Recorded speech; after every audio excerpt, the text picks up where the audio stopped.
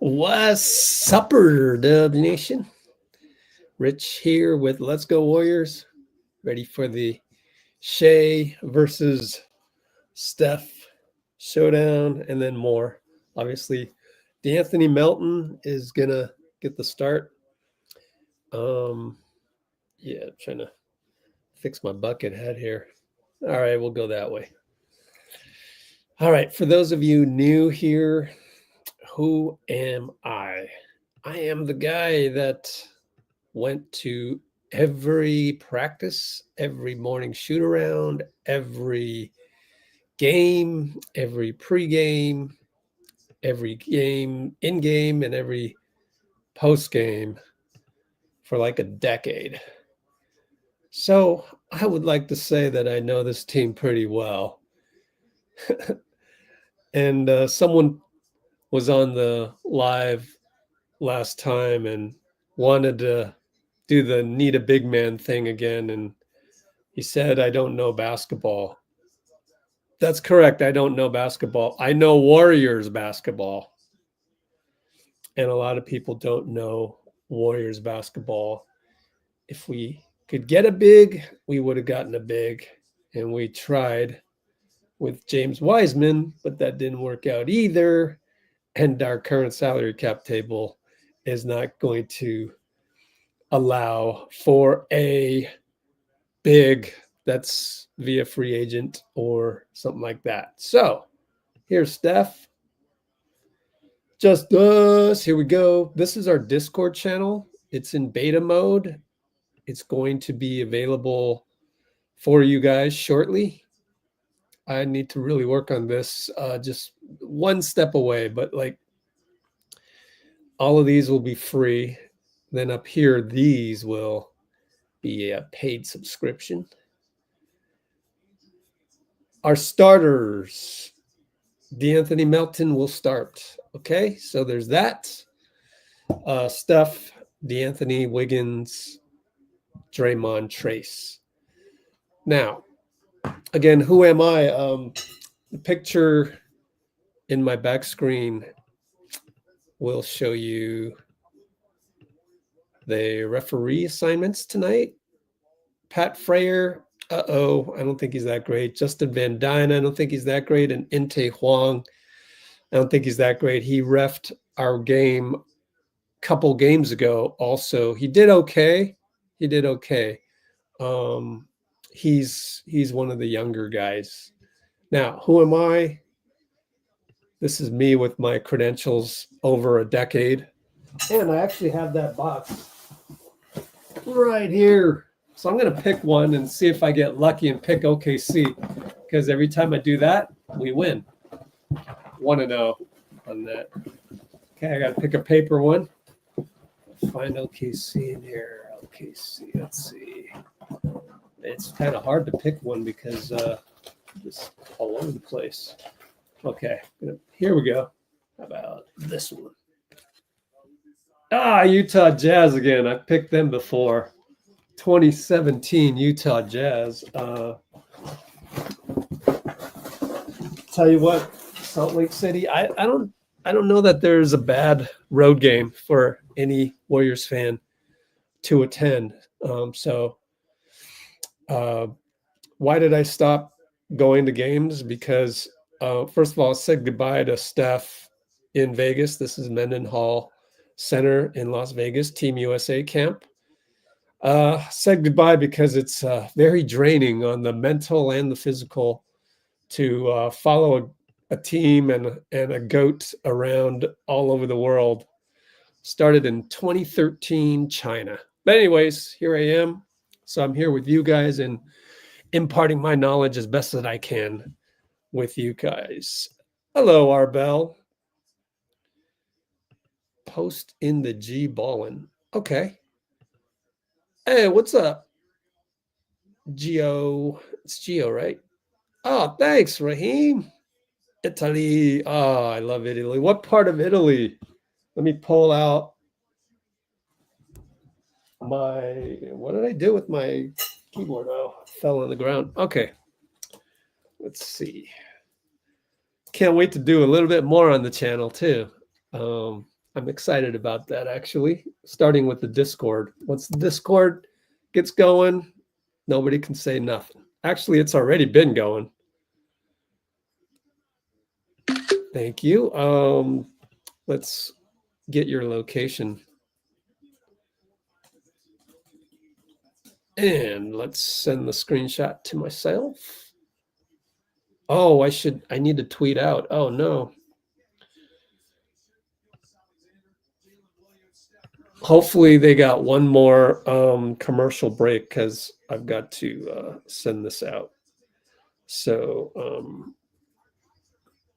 here we go. I heard from Pajemski's dad, but he didn't really have an update. He said Brandin just wants to ditch the mask. All right.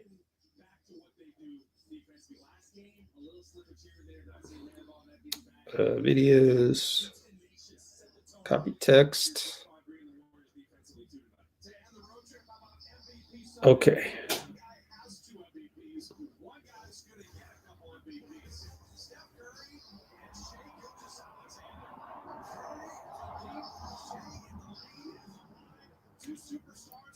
Okay, one more commercial break and we should be back, but let me just send this off on Twitter. As our guy Jeffrey used to say, where the heck is Jeffrey, dude? I hope he's doing well out in New Zealand.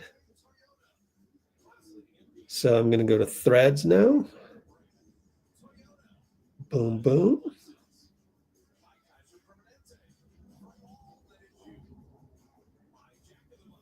And set the hashtags up.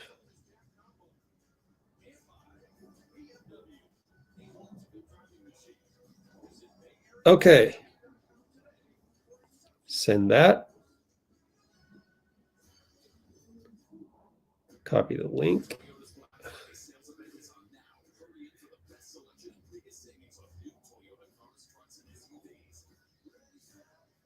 And set up my Instagram story. Thank you to Raheem for giving me a screenshot. Palermo. Oh, wow. What's up, Jasmine? G'll be right back, and Kimbo's online.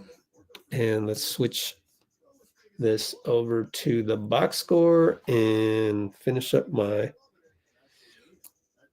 social media post. Layout. Wow, they changed the layouts.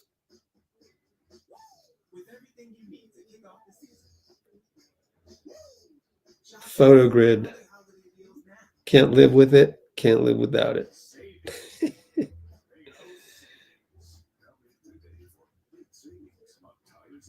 Okay. Yeah, one thing I'd like to do better with everything that we're doing is more timely website updates. And that's just around the corner. I haven't really updated the website in a while. So I'm trying to get the rhythm back. And once we do that,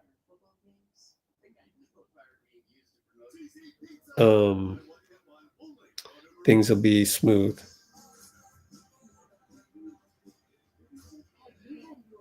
Join our GSW OKC live chat.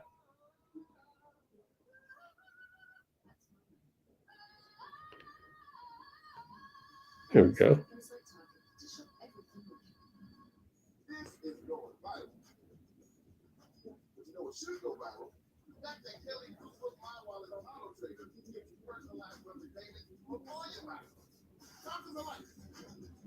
Need about 10 more seconds and I'll be done with this. Here we go.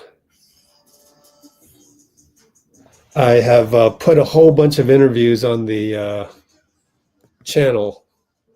Boy, that was a lot to transcribe, I tell you. But good stuff. It's not going to get that many views, unfortunately. And the views are really, they suck. But I think I'm battling the YouTube algorithm. What can I do? I'm at the mercy of it. Okay. All right. OKC is going to be tough. Yeah, let's hopefully have a better start. Our starts haven't been that great. Yep. Wiggs versus Shai.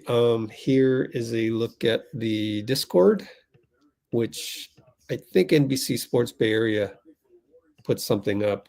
Let's look at the Warriors feed. A lot of 49ers news, obviously. Oh, you know, one thing was weird is that the them announcing the starting lineup was very late, like almost like Steve didn't do a pregame. What's this? Oh, he's on Blue Sky. Blue Sky. Nobody's going to Blue Sky. I'm sorry. It's Threads or Twitter. 7 different lineup. I don't know. Let me see if it's on. Nah, it's not going to happen. Let's get out of here.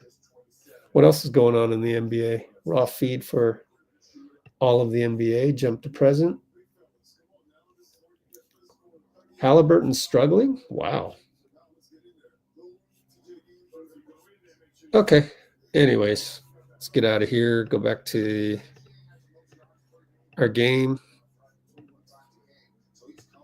Okay. We're ready.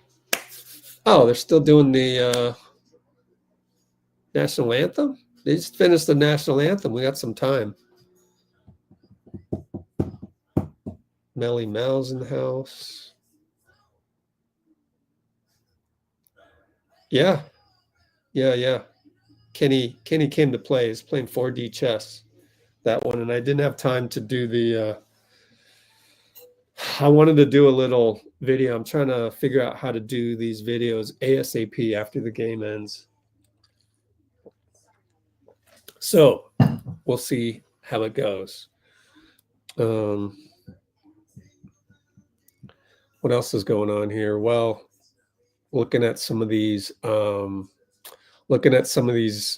that I just put up. If we look at the transcript, let me see.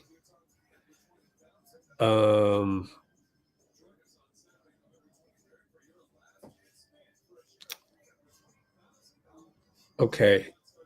Steph Curry talked in the locker room, so that was really nice to get more additional Steph Curry content. But he did talk about Klay way at the end of this part. We zoom in a little bit.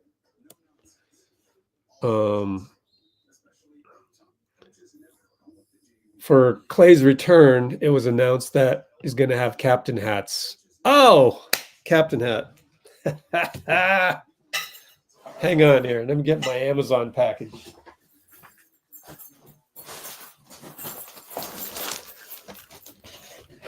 All right. So first off, we're already at the 13-minute mark. Wow.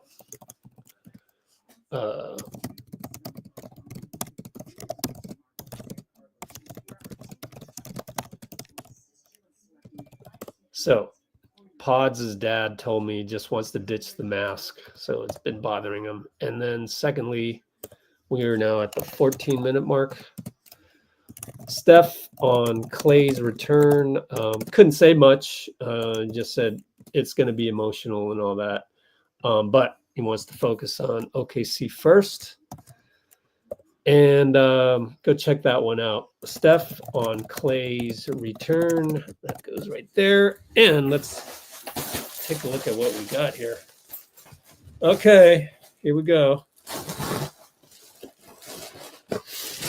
Dum, dum, dum. Is this it?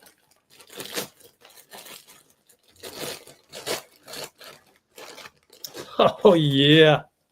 Hold on here. Yeah. So we're at the 15-minute mark. Me getting ready for Klay's return. All right. So first off,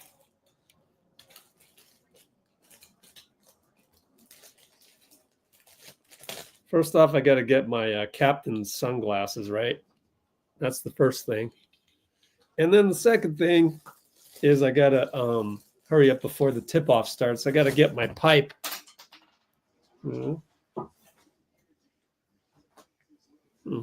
Getting my pipe.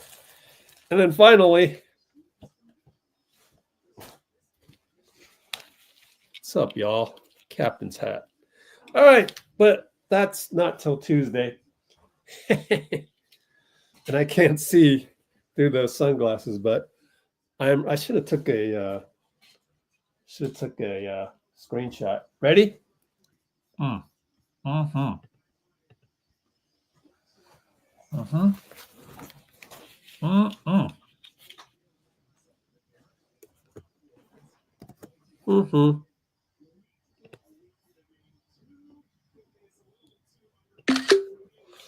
Put that on later. You guys comment that, and then I'll do a comment. I'll do a screenshot at the break. But we're about to tip off here. Right on time, Rich. Perfect. Yeah, I'm ready, man. I am ready. Captain Klay. All right.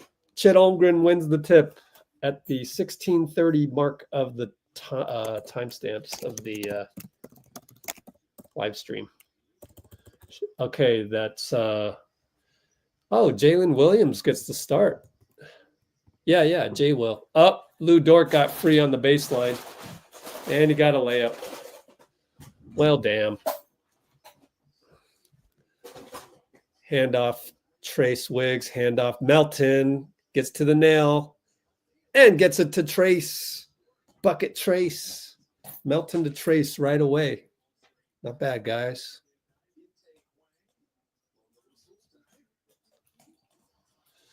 Lou Dort around the curl, past Steph. Good job by Wiggins. Great help, Wiggs. Aaron Wiggins, no good. Good job, Wiggs. And Steph goes to Draymond corner, 3 good. All right, Dray.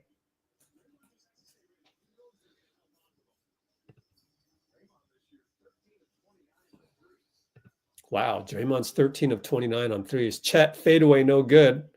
Melton pulls it down. Right side against Shai.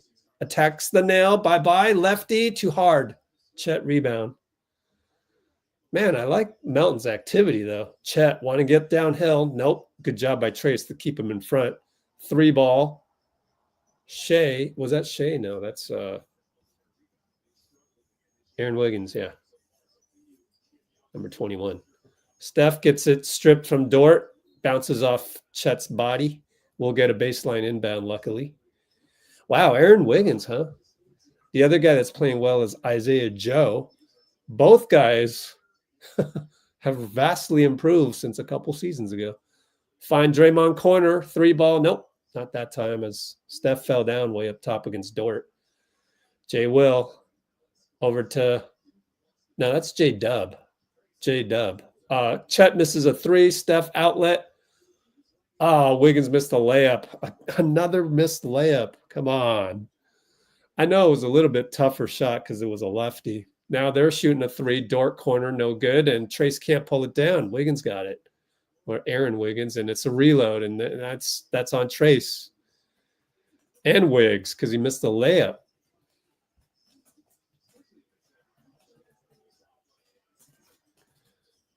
Wiggins attacks or Wiggs, our Wiggs. It's going to be hard to, I'll just call our Wiggs Wiggs and their Wiggs Wiggins. Steve already yelling at somebody. Wiggs going to inbound to Trayce over to Draymond. Waiting for the action there. Wiggins slips and slips the screen for Steph and scores. Gotcha. Excellent play, design. So side out of bounds. Assist Draymond. Corner, Chet Holmgren 3, no good. Rebound, Trayce. There you go, Trayce. Dray looking for somebody. Wanted to give it to Trayce, but then said, no, that's Trayce. Steph shot a 3, missed it. Shai long rebound, Wiggs is on him. Shai palming the ball every opportunity.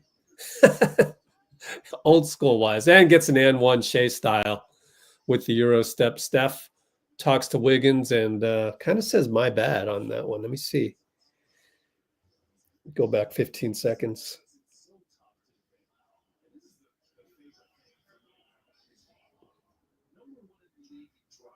Yep, Steph got in his way. Yep.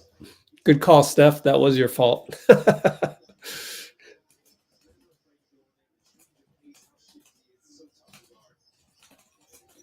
He got in Wiggins' way. Wiggins had him. But anyways, Trayce brings it up over to Wiggs for 3. Nope, way off. Long rebound goes to Steph, finds Melton 3, but he stepped on the line. Yep. Why are we doing that every single game? It's either somebody's going to, I think Melton's done that now twice.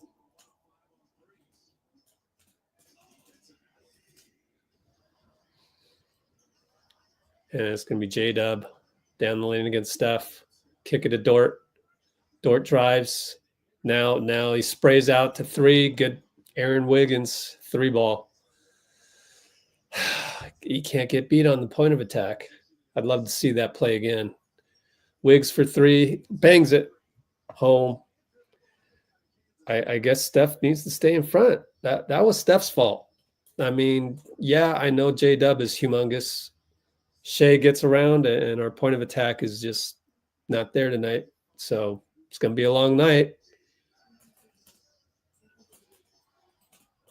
Steph throws it to the other team. No words for that. TB-tot. Shai loses it. Good job by Wiggins. Draymond will get the steal, but that was Wiggins. And then Trayce gets stripped by JDub.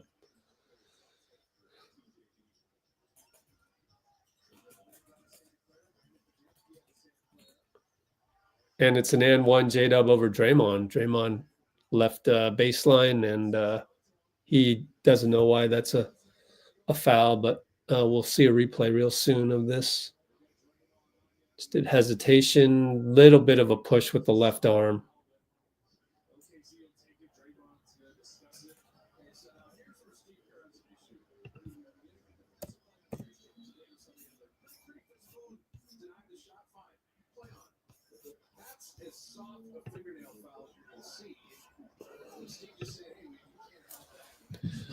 Well, Fitz and Kalena are courtside for this one for radio. OKC a little old school on the radio setup, meaning Fitz is able to hear Steve yell at the ref. So we're getting a lot of extra content on that. GP2 in the game, sets a pick for Steph, gets the ball, and it's a foul on Wiggins, Aaron. Clearly a foul. He doesn't know what he did wrong, but bodied him. So GP2 came in for Trayce. We're small because Trayce has screwed up a couple times, honestly. Man. So Draymond's going to guard Chet. Melton down low, doubled. Gary gets to Wiggs. Wiggs attacks, hangs. That's a foul on Chet. No call. Scored it. Chet's hurt. My God. I feel for Chet that he's hurt, but isn't that a foul? Let me watch the replay.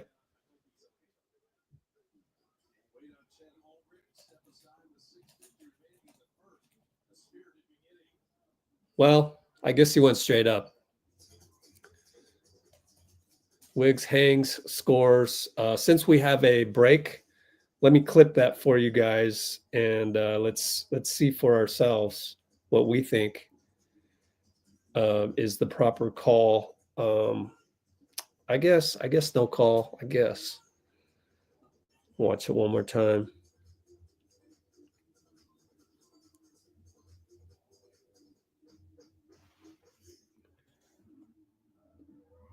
Hard to tell from the angle of the TV. Pretty hard to tell. but I will airdrop to this laptop and we'll take a look at it.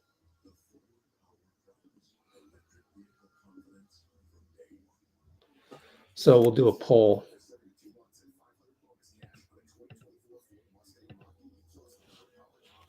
Oh, great. Airdrop's not working, huh? Love it. Can't do the poll then.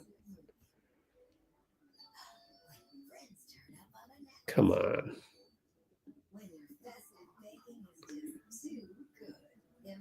Nope. It's not going to happen. Oh, well. I thought it was a no call, but can be debated if he got fouled inside the restricted circle. Looked like Chet went straight up, and who knows, maybe our Wiggs forcefully put his body into Chet. Who knows? But good job, aggressive Wiggs. What's up?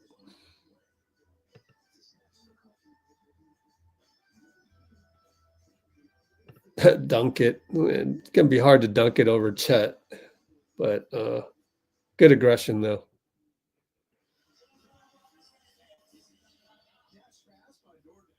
Easy win? I don't know that any win is easy unless it's against, say, a cellar dweller. What's up, Bruce?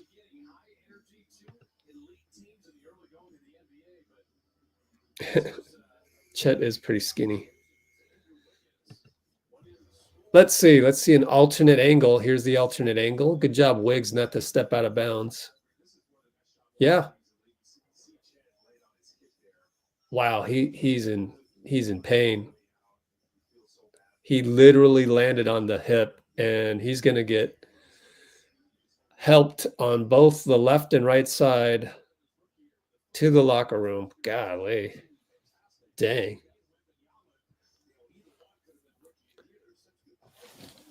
Chet was inside. No, that's why you would get called the foul. If you're inside. He went straight up, so it's fine. Shai, over to Dub. No, that's Wiggins. Missed it. Fade away. Melton gets a rebound. Good job, Melt. Melt brings it up. Draymond interference. Melt over to Wiggs. Back to Melt. Shoots it. Got it. Melton's so good, man. There's a lot for Moody to learn. Just ready to shoot. Wow. That's incredible, man. I love him. He's great. Fade away, Dub. Good. JDub. We're down 3. Melton gets picked by Dub, and he'll get a dunk. So, unfortunately, now it's Draymond with Jay Will on him. And Steph gets the step past Isaiah Joe. Finally scored.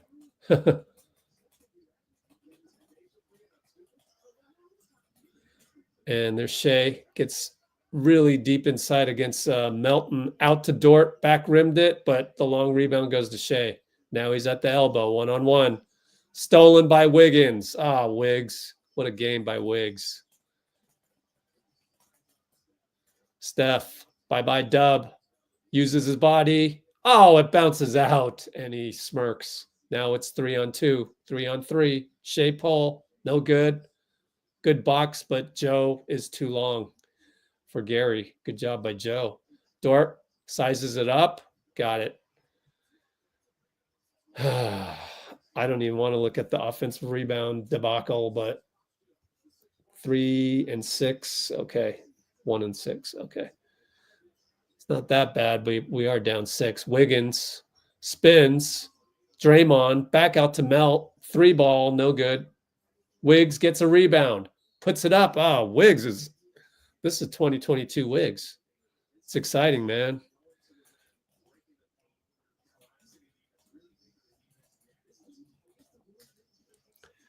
So hopefully when Jonathan Kuminga comes in, gives that same force and energy. Wiggs is the model for JK, and Melton is the model for Moody. Wiggs hits. Man, Wiggs is engaged. Man. The mercurial one. So Buddy Hield and Kyle Anderson checking in for Draymond and Melton. Pretty straightforward substitution there. But remember, our first rotation was to go small with Gary for Trayce. And it might be a situation. Trayce might not get a lot of run now that Chet's injured. So we shall see. We shall see.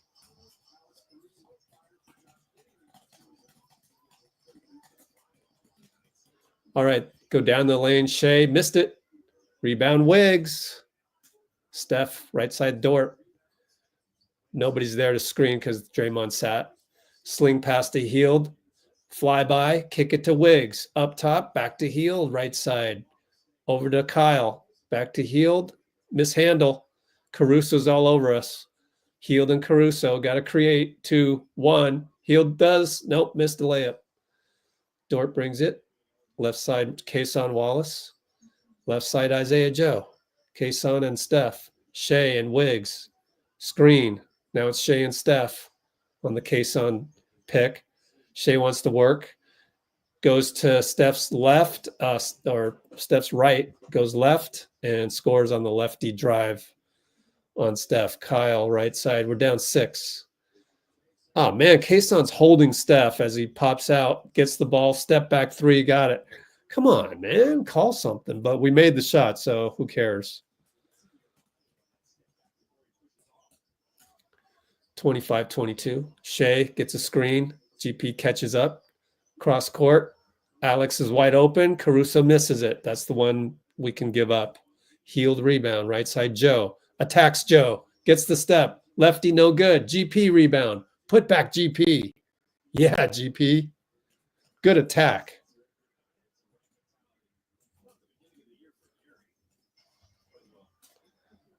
Now we got Shai GP. Screen by Joe. Gets right side strong.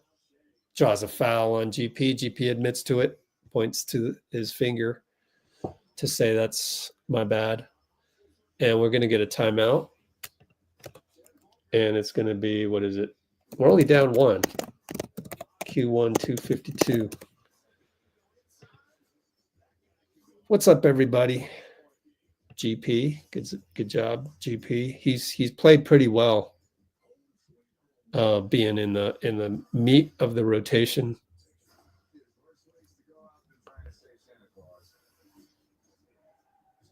Let's see.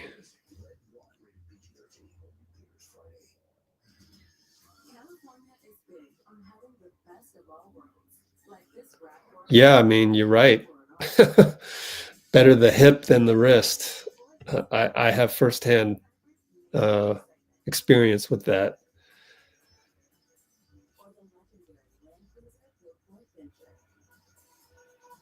Yep, and Chet's not coming back, I don't think. So Trayce might be out of the rotation. We'll see. Splash Buddies. How new is that, though, right? It's Splash Buddy is pretty par for the course, I'd say, especially when Hield's name is Buddy. So I like it. And I think it's deserving because his name is Buddy. So, of course. I think we will have Dean Chambers on late. So that's good news. Yeah, Chet, man, that's, they're going to have to MRI that. X-ray that, MRI it, make sure there's no break. And, ooh-wee. You know, sometimes a hip pointer will sideline you, and that's the pointerest of hip pointers right there, landing on it. 6 feet off the ground, bam, ouch. That's a lot of force. Warriors injury report. Yeah, sure. Actually, why don't we look at it? Let's go to Google and let's go to NBA injury report. And the official one here.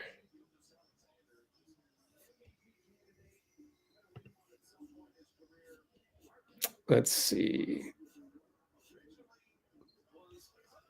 Brandin available. Yay! Brandin is available. All right.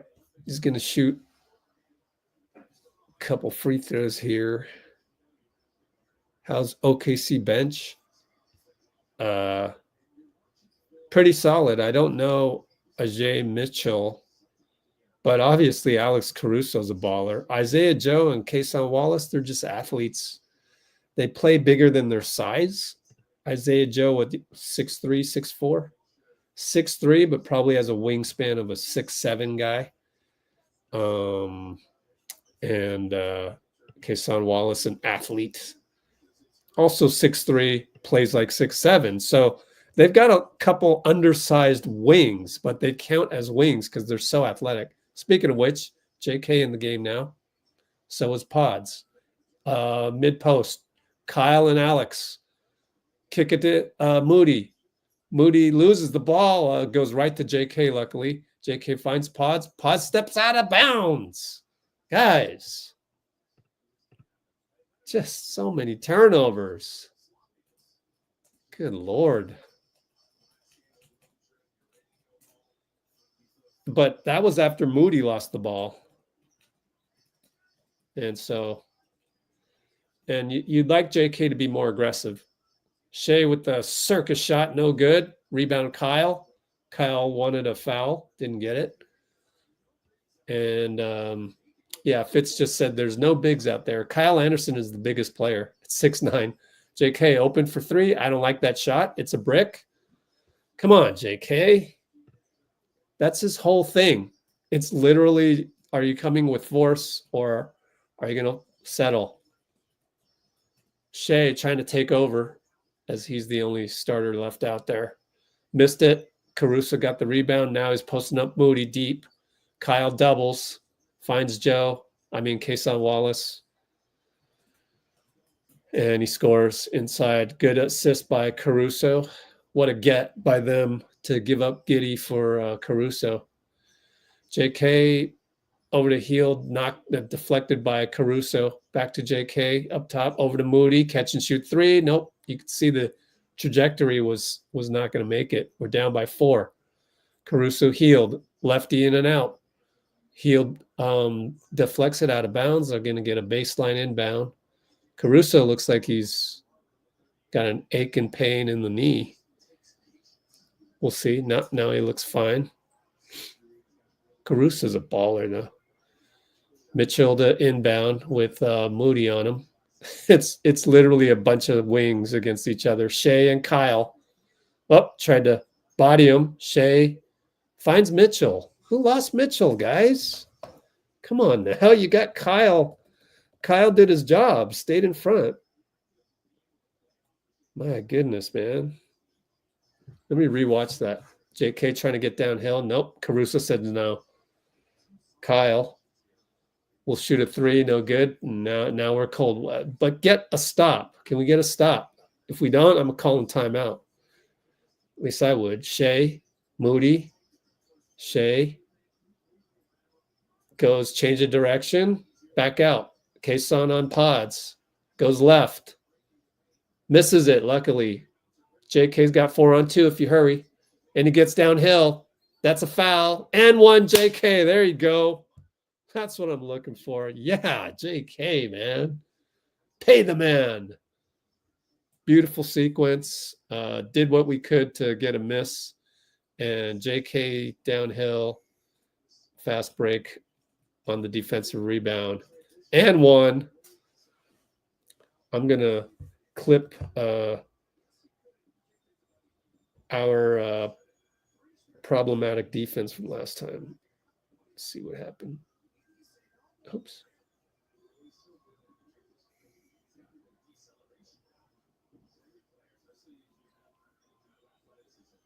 As JK shoots a free throw. I'm going to see who lost Mitchell. Yeah. That's horrible communication by Podz and Moody, quite frankly. Missed the free throw, of course. Kuminga just has trouble with free throws, man. He just does. And we're down to 10 seconds. Shai.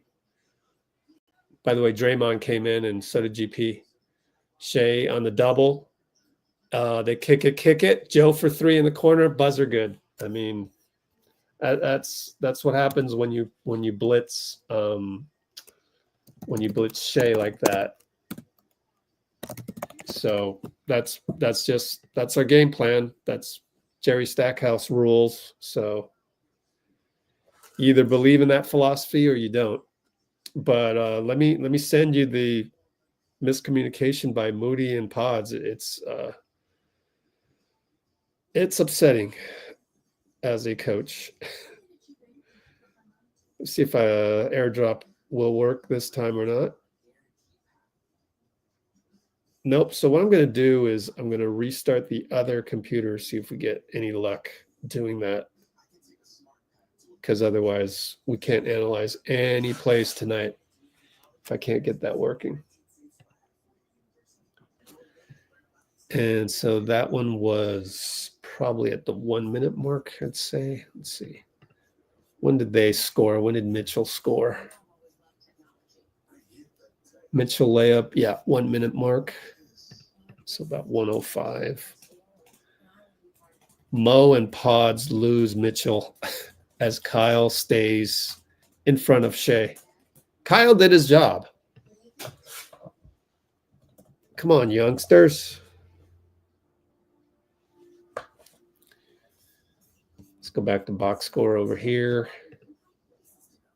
And let me give this airdrop another try. Cross your fingers. Let's see. Man, Firefox sucks because you always got to tell it to load the previous.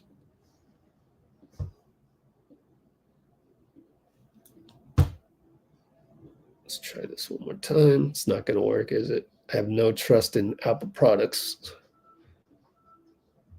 doing what they purport to do. Oh, it worked. Does SGA ever sit down? I know, right? MVP in his prime. Okay, so if we have enough time here, let's look at this.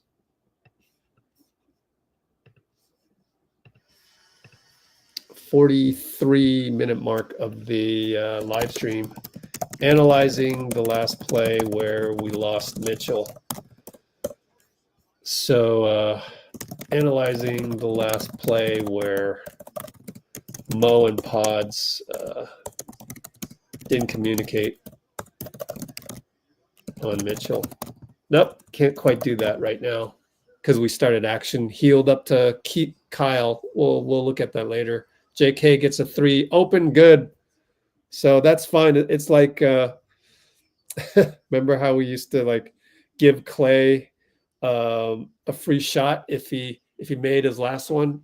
It's just like if JK gets downhill, then you're allowed to shoot the next one. And he did get it. They swing it around a couple times. JK, good job to get back on Kason. Fade away. Good at the buzzer. Pretty good defense, too.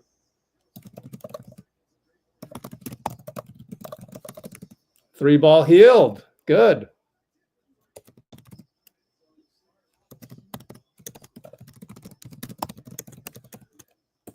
And a three ball for Aaron Wiggins. They got a lot of interchangeable parts. So this is definitely, I think, a championship contending team. They just got to keep playing together. Moody for three, catch and shoot, beautiful. And Podz with the assist on that one.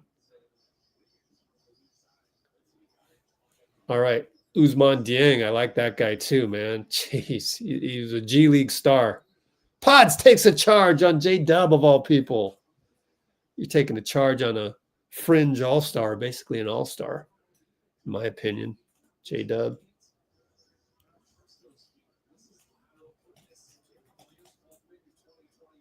I mean, that is not easy to accomplish. Pretty incredible there. Podz with K-Sun on them. They're in the zone. 2-3 zone by OKC, looks like. Yep.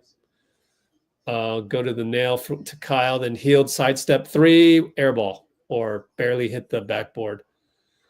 Now they outlet, and that's Joe on the right side, Isaiah, Joe, and Podz. Over to Ding, back to Joe, looks at it, switch to Moody. Over to JDub, one more kick to Mitchell. Oh, he faked out, Healed. In and out, no good. Man, these OKC guys, they've got some stallions. Kyle. Attacks. Ding, missed it, point blank. Banker, we're only down 3. 9:33, oh. Aaron Wiggins for 3. In transition, Jesus. They've got a good system going on here, man. JK against the zone. He's up top. Over to Podz. Back to JK up top. It's pretty stagnant, guys. We're against the zone. Got to move. JK will just shoot it from the hash mark. It's good. Jeez, thank goodness that fell, man. It's JK splash versus the zone. OKC second unit zone. JDub fade away. Throws the ball away as Aaron Wiggins was cutting baseline. So we'll go Podz brings it up. And in the stick and zone, they're stuck in the zone. Podz left side. Kyle sets a pick for Healed. Another pick. Healed behind the back to Kyle at the nail. Travels, but no call. Thank goodness. Changes pivot foot. Only got 8 seconds. Healed. Goes back to Kyle. You're getting nothing here. Oh, nice lob inside to JK. Kyle. And JK's engaged. He's cutting. It's 41-40. Dagno calls a timeout. Not bad, guys. Not bad. 41-40, I believe, is the right score. The box score is not updated yet, as you can see on that screen. So look at my laptop, get the time. 8:33. They still haven't updated it. What's up with this right here? So JK, nice cut late. Found by Kyle, timeout, Dagno. What I want to do is clip that one play just to see JK's force, because, you know, I got to even it out. I've clipped him before when he decides to sit around and watch the game. So we got to do him some justice and do a clip when he's engaged.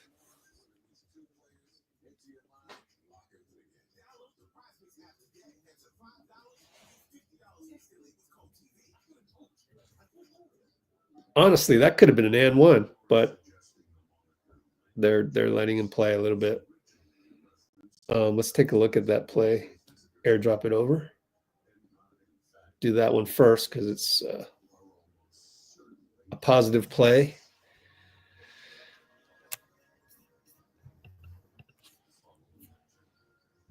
Oh, well, the airdrop decided not to work anymore. So let's go ahead and analyze.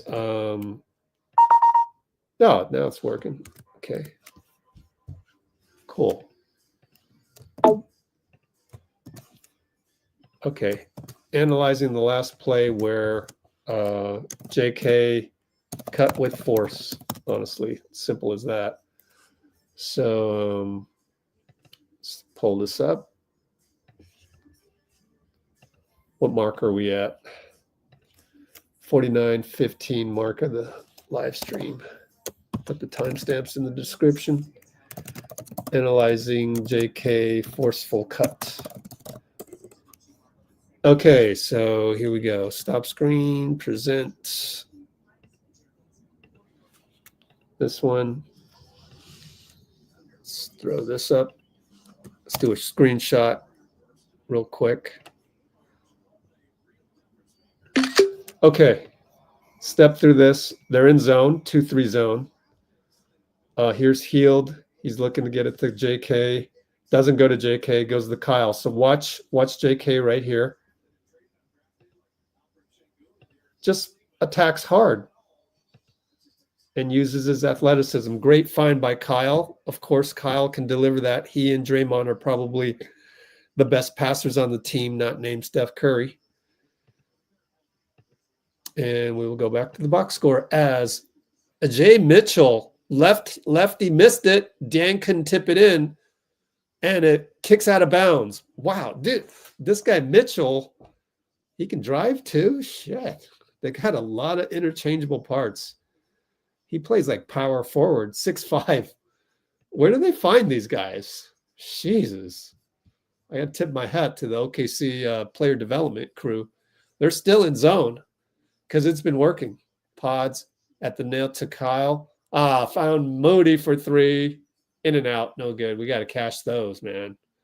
That's the only way to bring them out of the zone. You got to cash them. And good deflection by Kyle. Baseline inbound for OKC.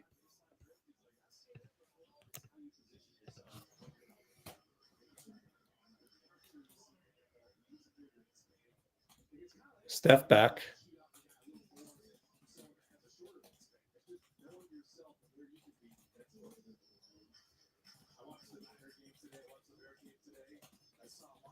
I think with OKC, the question is, can they make it to the Western Conference Finals and grow up really quick? And funny, we haven't seen Jay Will, so is he injured? I wonder. Aaron Wiggins down the lane, missed it. We'll get Kyle Anderson with the rim protect there. JK wanted to get downhill. He does. It's blocked. And they hustle. He's out of bounds. We'll get a baseline inbound. I don't know if he was fouled or not. I want to see a replay. I'm going to get a replay at the other end on my... Oh, here we go. TV. I guess that's clean. I mean, JDub is pretty solid player all around, all-star level.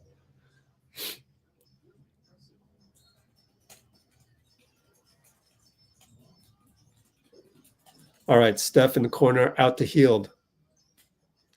Looking for Steph. And he got free and missed the layup. JDub saves it to Wiggins. Kick it to Hield. Hield attacks. No, back out to Kyle. 3-ball, slow-mo, no good. Back rim. We're getting good looks, though. Man, we got to get stops. We have been getting stops. Dort against Wiggs. Wiggs backpedals over to Caruso. Kyle is there. Kyle's playing great defense. And kick it to JDub over Steph. 3-ball, no good. Good job, guys. I'm proud of the defense. It's really stepped up. Keep chipping away, pounding the rock. 3-ball, Wiggs, no good. Goes out of bounds on the bounce.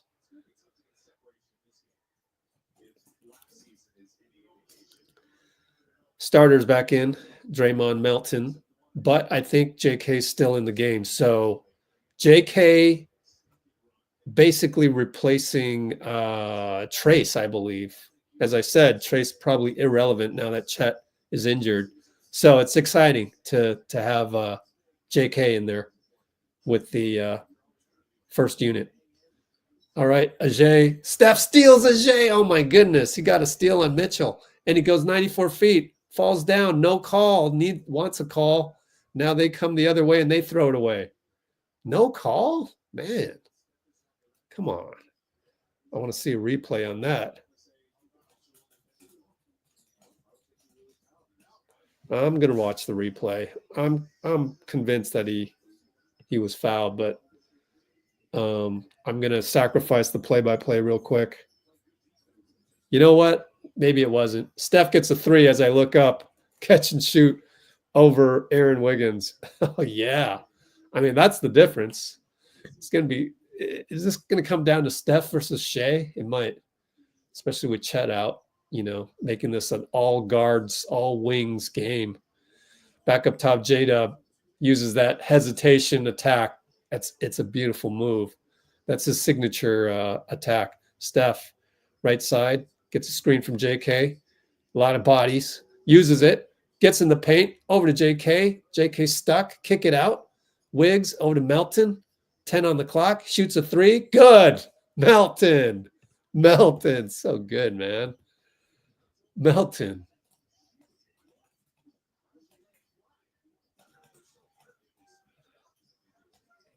So he got OKC on their heels. Anyways, Dort inside, covered by Melt. See, we can switch everything. I love this too for us. Mitchell attacks, JK scores. Who is this guy? What the hell? AJ Mitchell attacks JK. Good Lord. 6'5" against 6'7". Wiggs. Oh, what a crossover. Pull up good over Aaron Wiggins. We got a ball game, man. Excellent display of talent. And JDub fade away over Steph. No good. Good job, Steph. You know Steph's going to be solid. Steph fouled by Mitchell. Dude. Oh, it's a turnover or a foul? Oh, it's a turnover. Steph fouled him. Oh, man, Steph, right when I said that was great. I need to see that play again. Was it a bad outlet or was it a bad Draymond to Steph? Just didn't catch it. What are you doing? Come on. Now Shai goes down the lane, banker right side. Come on, Steph. That's only one turnover, but I feel like he's got two of them. Anyways, JK. Over to Melt. Catch and shoot over Caruso. Break that one. We're up by one after all this. Shai brings it up. Draymond on him. And that's that's going to be a foul on Draymond. Ref says he pushed Dort on that one. I'd love to see a replay. We're not going to get a replay, are we, from NBC? This is a basketball play. You need to replay basketball plays. Here it is. Thank you. Oh, my God. You don't set a pick with your hands out, Dort. Man, that's horrible. Just an awful call. Awful. That's either a no call or a foul on Dort. Wow. Let's hope it doesn't lead to anything. Caruso for three. It doesn't. Wiggs gets the rebound. JK rises, hits. Oh, beautiful, JK. All right, JK. K-Son over to Lou Dort. We leave him wide open. Missed it. Law of averages. He's bound to miss one of these. Dort is already 2 for 4, so that made him 2 for 5. And we're going to get a timeout, I believe, from Steve. 50-47. Q2 339.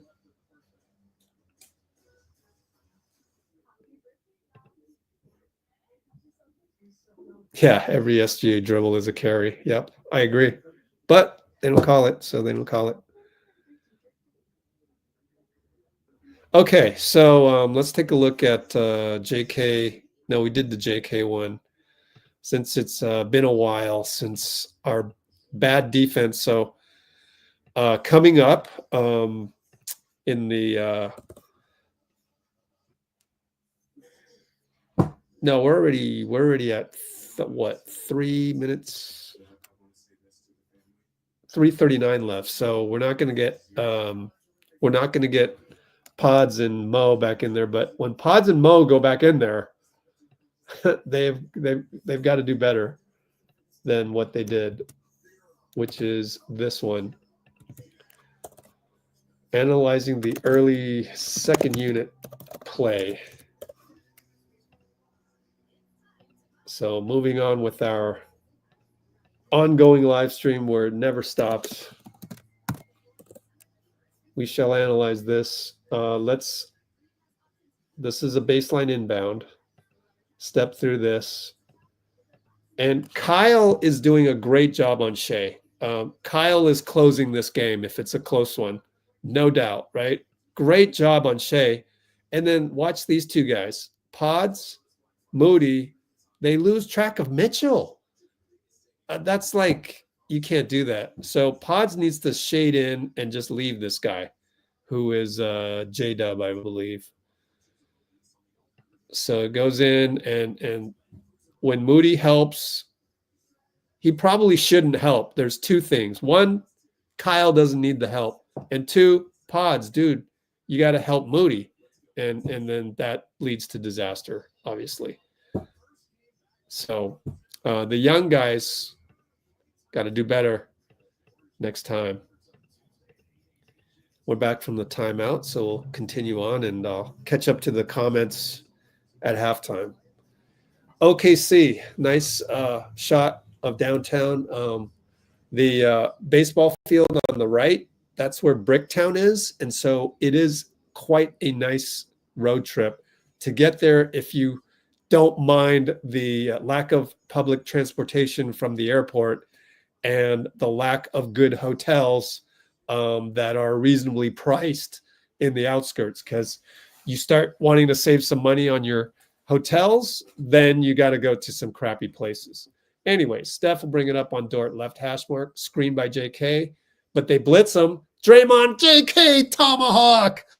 Oh, tic-tac-toe. We took advantage of their blitz. Ah, beautiful. Steph, Dray, JK, tomahawk, two-hand. Versus OKC blitz. That's playing chess. Shai, turnover. And it's a take foul by Caruso. Melton got the steal.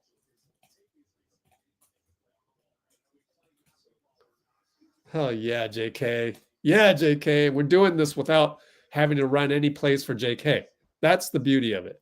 That is what I love, because that's been a debate, and I posted it on Threads.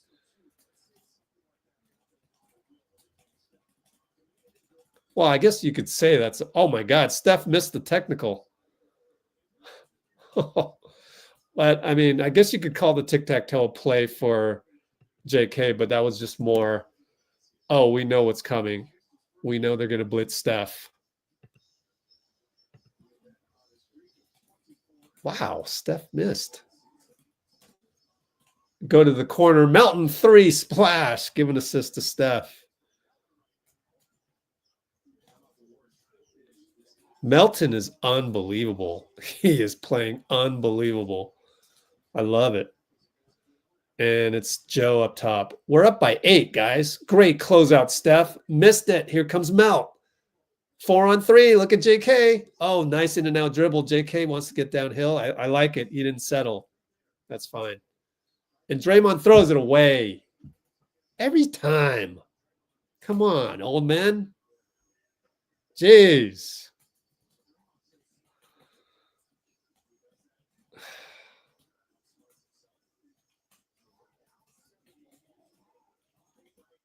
The old guys combining for the bakery. Golly. It's only 2 turnovers, actually. Better than usual. Caruso, Steph, elbow. Over to handoff, Shai. Switch to Steph. Wiggins doubles. Back out to Caruso. Attacks. Finds JDub. Scores.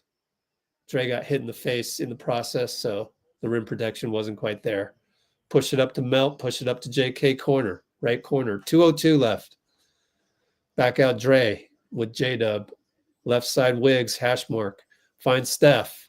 Sling pass. Dangerous to JK, but he's there. Over to Melton. 3-ball Melton. Good again.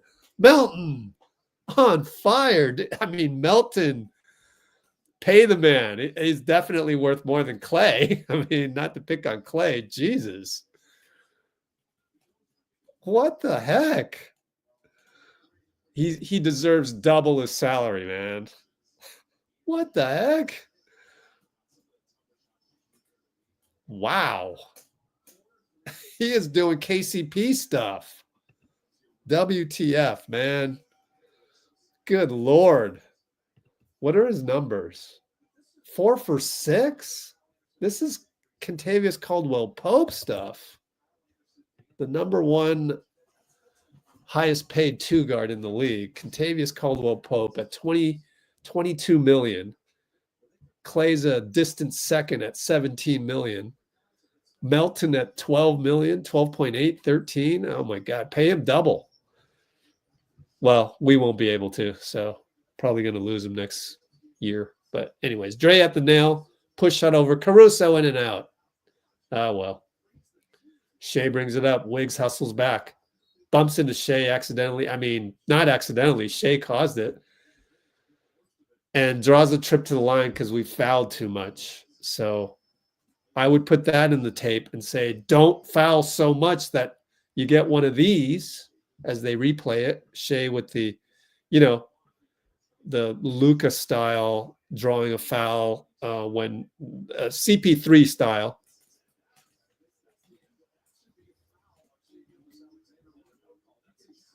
No, Fitz. It's not a foul on Shai.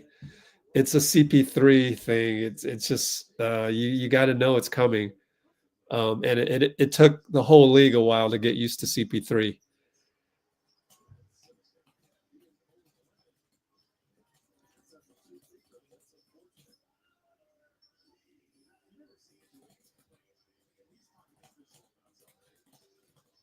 All right, Steph, 1:11 left. Gets a pass from Draymond. 3-ball. Could have been a foul on Dort as well. He wanted one. But they never call the swipe through ones. They never call that. I don't understand it. Like, that's not the same basketball I knew. Dort tries to dunk it, and it's a foul on Kuminga. Inte Huang gets him the trip to the line. I'd love to see a replay on that one, too. Let me watch the replay on Steph. Yeah, I think that was a foul on Dort, but they didn't call it. And that was the other guy.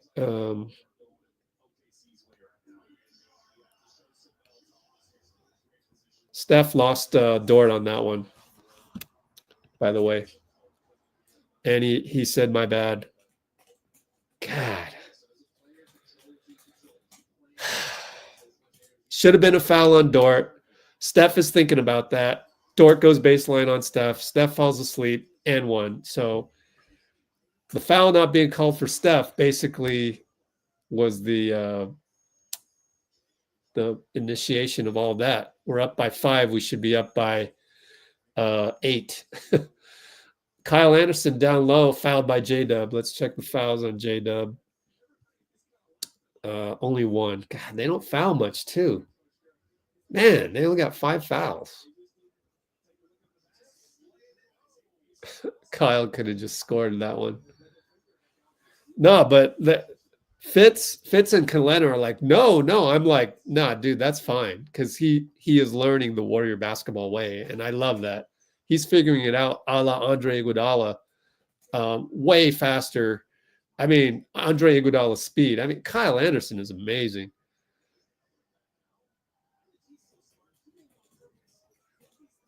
Very Andre Iguodala like the speed at which he's integrating into Warriors basketball. The only problem is Buddy Hield isn't out there. So you might want to think about that extra if you want to go super high IQ. You only got one shooter out there. Dort attacks Draymond, kick it, corner, and Wallace throws it off Podziemski. It's a foul on Podziemski. That's why he was exasperated. You got to be kidding. Got to be able to adjust to this. Let me see if I can fast forward to that part. Inte Huang. I told you, man. Told you about Inte Huang. Oh, my God. Awful call. Like, you're touching the guy's chest, and he leans back. I mean, that's not a foul. That's not a foul in pickup basketball, and that's why I don't like guys like Inte. I want American refs, predominantly American basketball players. I need the referees to match the culture of the guys that's coming in. That's not a foul on any basketball court in America. Horrible call. And that's the thing with, but no, we got to make our referee crew international. Why?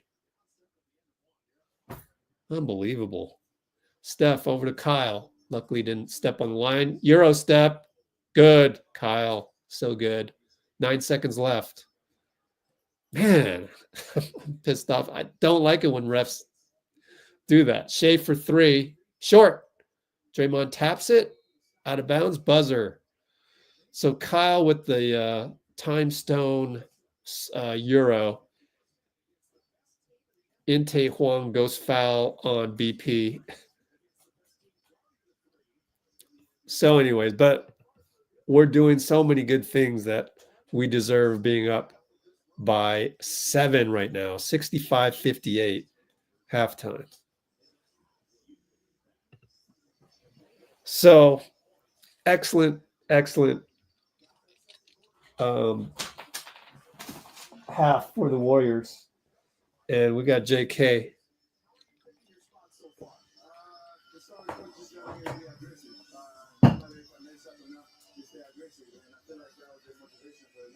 What were the talks like in the huddle after that first quarter where it seemed like they had a little momentum? You guys came out on fire in that second quarter.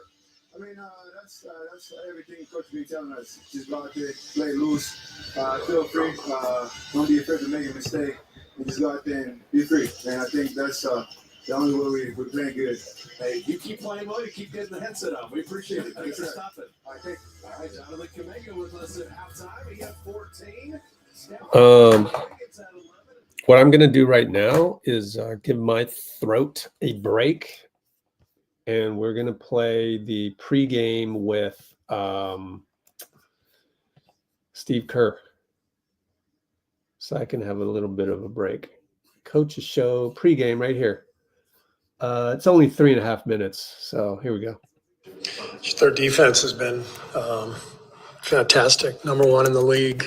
You can see why. They got a lot of long-rangey defenders. Adding Caruso really took them to another level, and they're playing really, really well. So we've got a tough task ahead of us, and but we're excited about the challenge. You didn't look at athletic defenses in Cleveland and Houston on this trip. Does that help prep for a team like Oklahoma City? Yeah, for sure. Just the more tough defenses we play, the more we understand how we have to execute and how much work is ahead of us to learn to execute better under pressure. So it's like I said, good challenge for us, and they'll test us in a lot of ways. You mentioned defense. I understand with this OKC team, there's a small sample, there's probably some shooting luck baked into there, but the defensive rating is miles ahead of the rest of the league. We've been part of some great defensive teams that had started, the old Bulls, those Spurs. The Warriors, just are there similarities in the underlying traits that they share with some of those teams? Well, you need number one, you need personnel. You need guys who can guard the ball, contain the ball, and you need guys with size and speed, and they have all of that. So all the best defenses that I've been a part of have shared those qualities. He was just talking about their defense, particularly in the Boston game, that how much two-on-the-ball pressure you put, maybe even more than years past. Is that more of an? I know that was kind of matchup specific, but how much more of an emphasis is that this year? Yeah, we're doing more of that just based on personnel. We didn't have that personnel last year to extend out and trap a lot. So feel better about that this year. We're playing obviously more guys, but we have more guys who can cause some havoc, and so we're just playing to our personnel. What are kind of the pitfalls of that you watch? Because you haven't looked necessarily at a ton of passes, like you said, I know it's personal base, but where are you watching to make sure that's not breaking? Well, you have to be conscious of when and where to trap. I think when teams are prepared for it and ready for it, they'll try to bait you into trapping in an area where they can get the ball out quickly, and then it's probably an open three on the other side of the court. So that's the big concern. I'm sure they're prepared for that. But if you choose your spots wisely and catch teams when they're vulnerable and on vulnerable spots on the floor, then it can still be effective. For a guy like Lindy Waters, one of his biggest strengths is three-point shooting, what are some other things that he's done well since he got here? He's helped him stand out, craft reputation. Everything. He's smart. He's tough. He gets in the fray defensively. He rebounds. He's a good passer. He understands the game. So if there's a disjointed possession, he gets to space. Lindy is not only a great shooter, but a really, really good basketball player.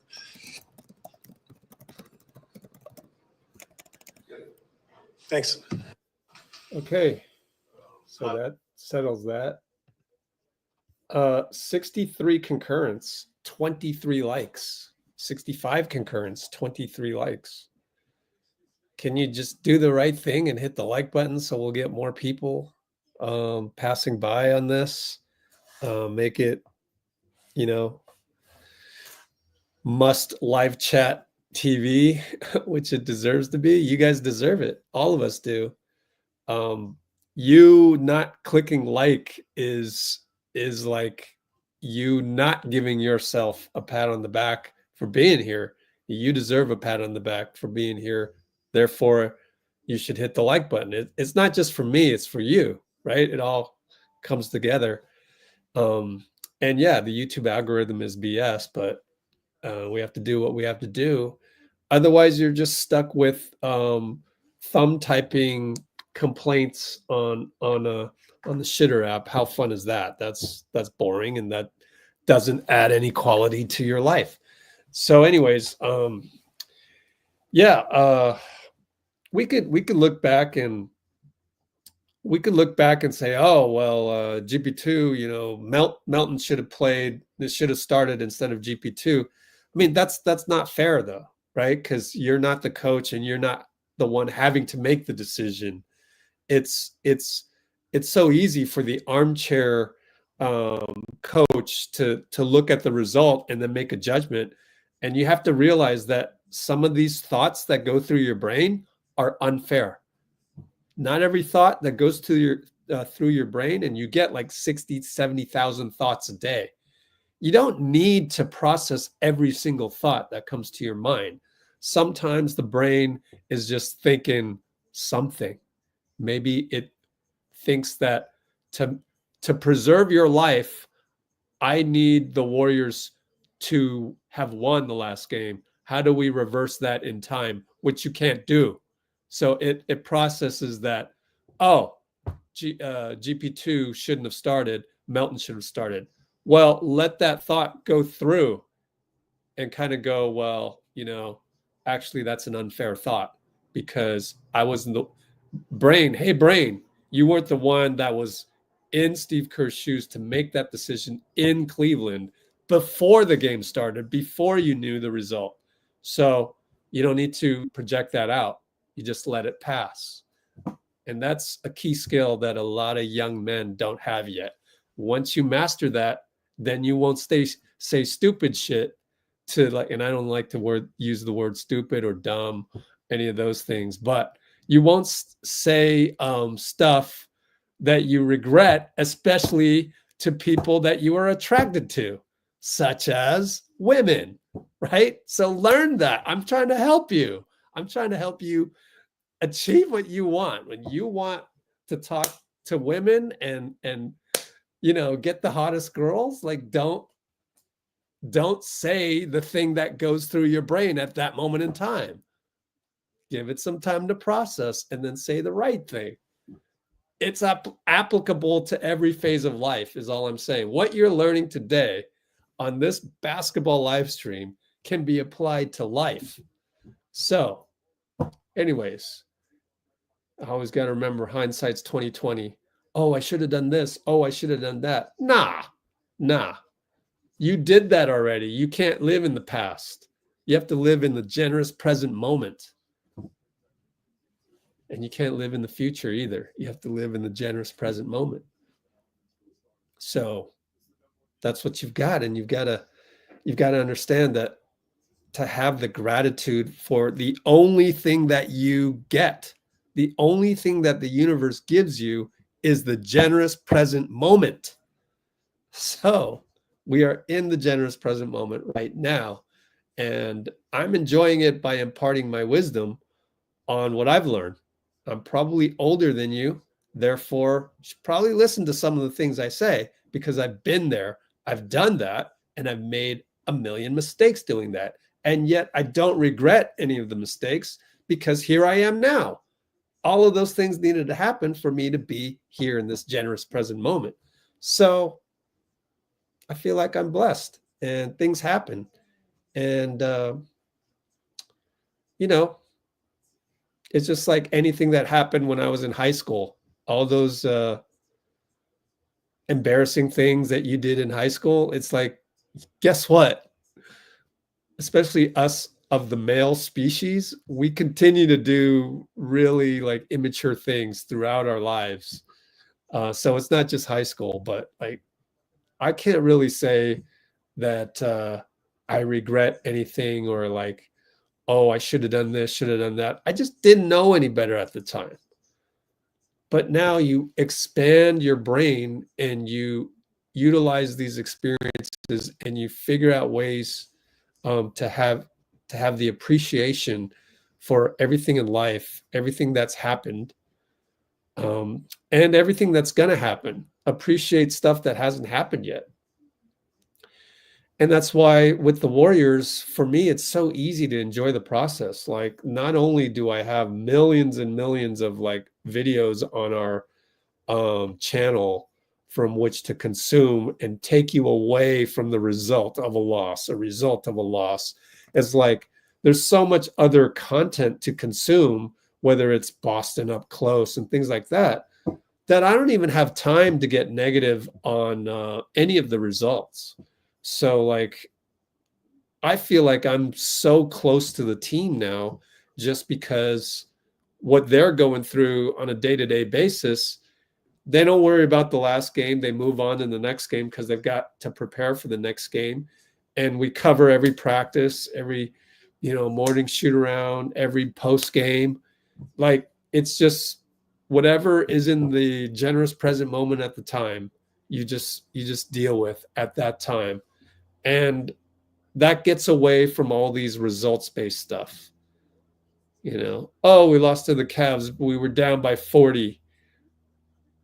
Oh, the starters are, seventh worst in the league in first quarter points scored. Like, stop it. Stop doing that. Like, your brain is calibrated to go out in the wild and predict things just in case there's a saber-toothed tiger around the corner of that rock in that cave over there. Like, this is basketball. This is not life or death.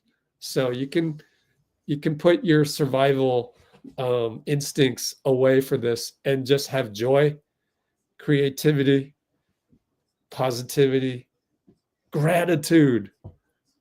What's in the title? Gratitude for the team. So I am really, really pleased with and have a lot of gratitude for how we played. Wiggins is playing. I mean, again, Draymond is probably not playing as well as Wiggins. Let's see if we start small as well. Steph is probably not playing as well as Melton, and then guys off the bench, Kyle's playing great. Buddy has a 3. J.K. obviously having a monster game. Podziemski's hustling around. And if I were Podziemski, I would have just had a talk with Inte, but he didn't. He just complained, and then he walked away and complained some more. That's not the right tact with referees like Inte. Honestly, foreign-born referees who don't know the culture here, like you going up and you tapping a guy on the chest, that happens at every level of American basketball. But Inte didn't get exposed to American basketball, so he's not going to understand that. So you need to go and politic with the dude. You got to figure that out, BP. Hopefully his dad is watching. Impart that wisdom. Send that over to BP. I'll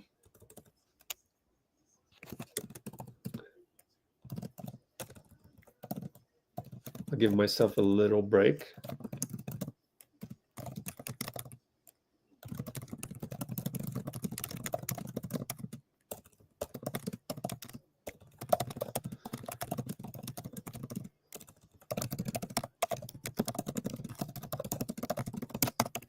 So it's funny how Steph always says on the podium, yeah, I enjoy the process.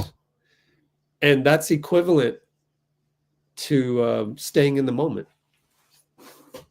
Win or lose, you got to enjoy the process. So let's see who we start.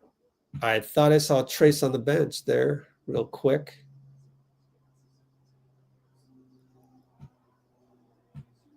GP2 gets the start. He'll bring the ball up with Steph.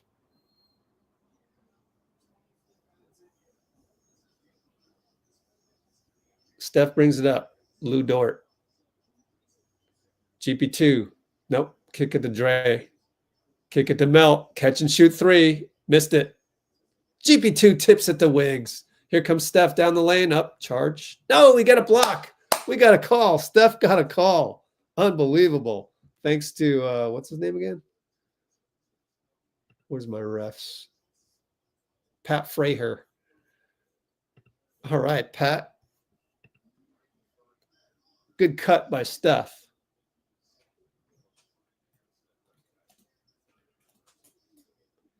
But really, GP2 oreb tip. Assist Wiggs. We haven't done unsung plays yet. We better get ready for unsung plays.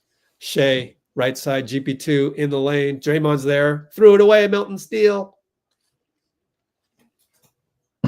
Shai hung in the lane too much there for his own good. Dray gets past. Scores against JDub. Yes, sir.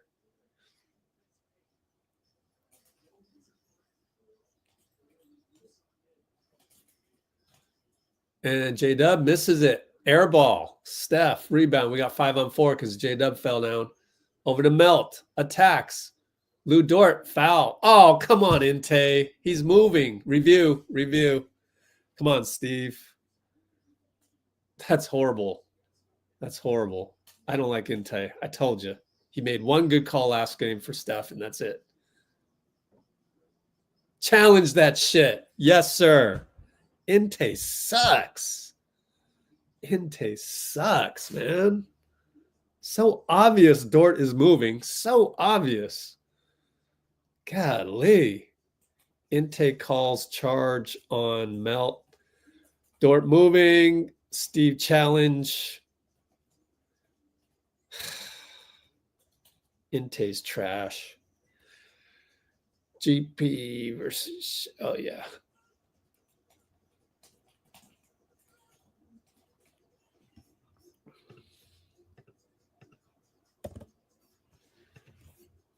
Inte Huang, and I want more Asians in the league, but I also want to do the right thing, which is make your league a reflection of its constituents. So you don't need to go out of your way to go get the Inte Huangs. Go out of your way first of all, and then leave a couple spots. So maybe it is just leaving a couple spots for Inte and he slipped through the cracks. I don't know. But Inte is just one of those guys that doesn't get it. So anytime he's assigned to my game, it's like, oh, shit, you know? And that's where BP, next time he makes a foul that Inte calls, he's got to just walk over and say, hey, look, where I'm from, this, that, and the other thing. How about you? And Inte will go this, that, and the other thing. And then he's going to object because he's the ref and he made the call and he thinks it's right. And then if you're Brandin, you go, this is good advice for anybody that plays in men's rec league or whatever. And then you go, yeah, but that was never a foul anywhere where I grew up. So like for you to call that a foul, like, I mean, okay, I guess I won't do that anymore, but like you'd be laughed off the floor if you did that in the playoffs. I'm just saying. And then on this one, I would go up to Inte, like we're challenging it anyways, but during the timeout, I'd go to Inte. If I were Steph,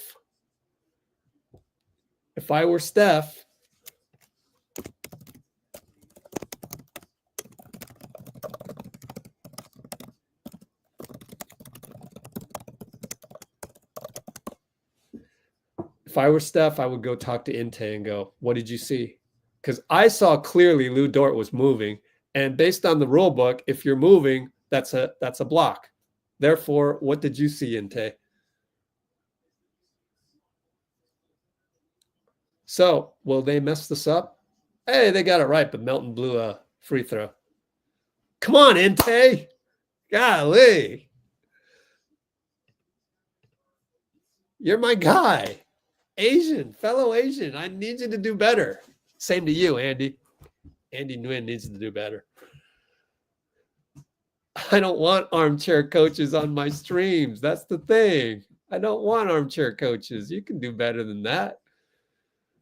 All right, Isaiah Joe. Melton falls down. Elbow. Good help, Wiggs. Back to Isaiah against Wiggs. What a game by Wiggs tonight. Oh, nice play. But Kason blows, or Aaron Wiggins blew a layup. He fooled Steph. Blew a layup. Steph doubled. Splits it. Bye-bye, JDub. Yes, sir. Yes, sir. Layup good. We're up by 15 on the Thunder in OKC. Yes, sir. Let's not get too happy, though. We got to keep executing. Foul on GP2 versus Shai. Too much reaching, but it's only the first. GP2 can't believe it. Let me guess. Did Inte call that? Let me see. I don't think he did. He's on the right side of the court. GP against Shai. Dort goes away. Draymond doubles. Back to Dort, who travels. No call. Pull up 2. That's a travel. He made a stutter step move before he dribbled the ball. But it's the 2024 NBA, so GP gets a layup. Oh, Melt tries to steal, and it's a foul. Like, why call that? Shai got the ball. There's no reason to call. If you call that in the playoffs, you'd be laughed at.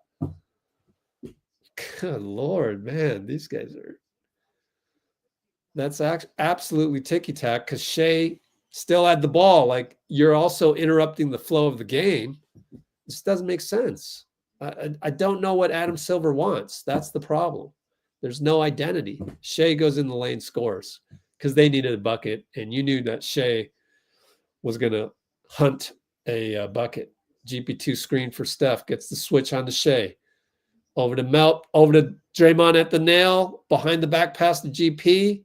Dort fouls him. Dort's going to complain? About what? I don't know what you can complain about there. You had to stop the rim run. No choice but the foul. You're complaining on a hack, Dort? Like, that's a foul in 99.9% of American basketball courts. I don't get it.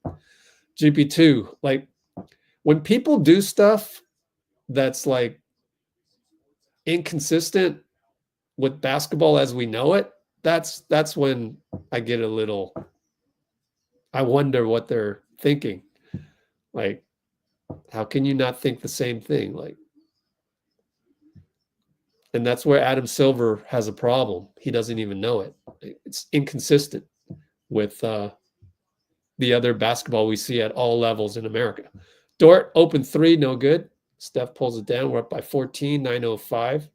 Good screen, Draymond. Shai down the lane against Dub, and Shai blocks from behind.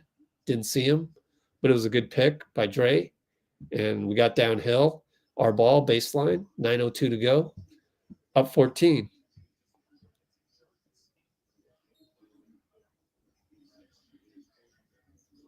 Inbound. Steph gets open. Draymond assists. 3-ball rattles in. Timeout. Dagno. That's why Steph was a little celebratory, because he knew a timeout was coming. He loved that. We are up by 17 in OKC. Very, very enjoyable game so far. 8:56. Just executing to the T.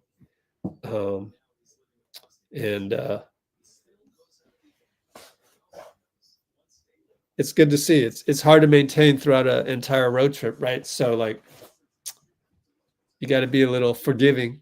You know, you win a big one in Boston, you kind of lose your focus against the Cavs. My theory is that the entire team was like, oh, we're just going to naturally come with it with some energy and some desire to give the Cavs their first loss. Oh, but you forgot they're being coached by Kenny Atkinson, and Kenny Atkinson wants to get us back because you always want to do good against your former team. And so they came with the playing 4D chess with, first play exposes Draymond on the back door. First play using Steph in a double pick, a re-pick. That was a brilliant play. We should steal that play. And that just goes to show you how important the game Kenny Atkinson thought it was. And so you just tip your hat.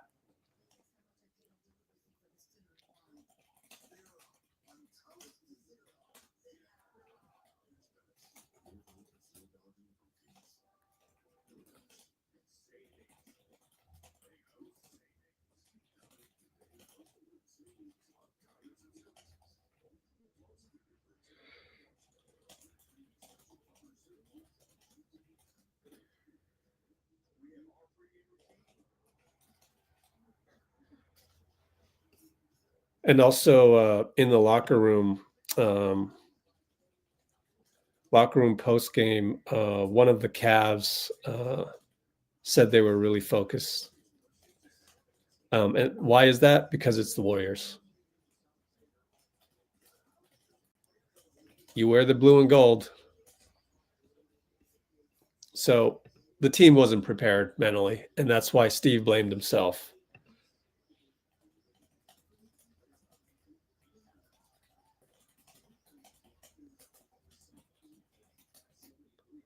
Okay. OKC ball, as they call timeout. Yeah, that's right. Isaiah Hartenstein is out, and Jay Will's out. Caruso down the right side. Draws Draymond, kick. Back to Lou Dort. That's one to leave. He bricks it. Alex tipped it out. Shai now working on GP. Goes righty in the lane. No good.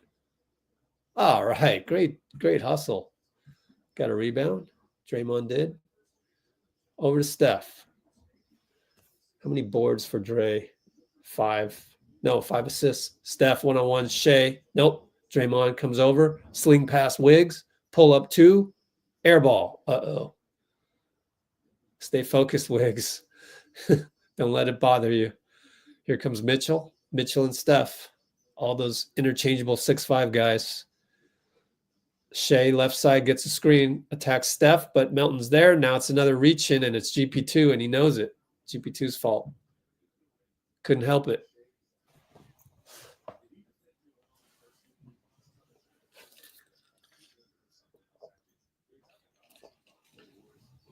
Three team fouls, shooting foul, apparently. Let me rewatch that play.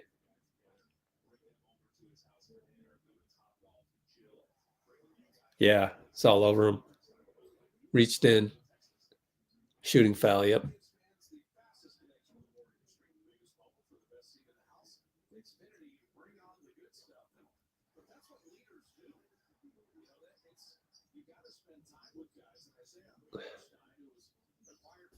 Jasmine, I don't think you understood what I was saying.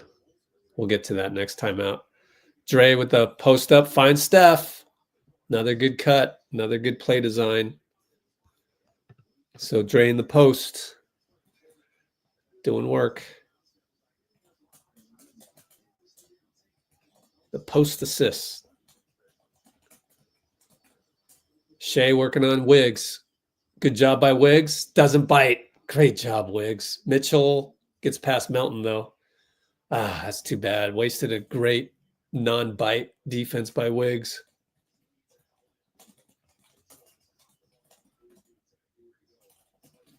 Steph, elbow, push shot. Trickles in. Jeez. Steph all of a sudden with 23 points. Shai gets a pick. Wiggins fouls him. Couldn't quite stay in front, and this is where Shai does damage. It just chips away. We're up 17, but you gotta be careful. Him chipping away like this. Good job by Steph to ward off Isaiah Joe. There was a time not too long ago. That's not Isaiah Joe, is it? That's a new one. Dylan Jones. Anyways, as far as Isaiah Joe is concerned, who is not in the game. Oh, it's a non-shooting foul. Okay, side out. At one point, Damian Lee was better than Isaiah Joe. I think it was 2022, probably. Gary fouls Shai again. God, stop it. 5 team fouls. If you can't resist that, then just come out. Like, what's the point? I think you got to sub GP out of there. It's 3 straight reach-ins by GP. Honestly, I think it is 3 straight. Hield's in there. Kyle's in there.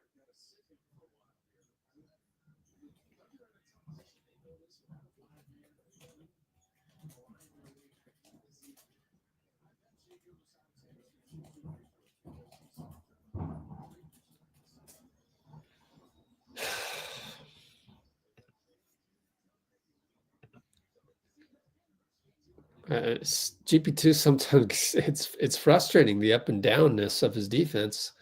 All right, we're going to run a casino commercial and dominate the other screen. Steph dancing around a couple picks, pull up 3, back rim, long rebound. Kyle, Draymond inside the Wiggs. Wiggs couldn't handle it.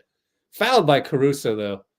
Caruso couldn't help but reach in, but that's only 3 team fouls on OKC. Shooting foul though, but we're still fouling too much, way too much. Maybe we can cure that with the 2-day break between Dallas and whoever we play after Dallas.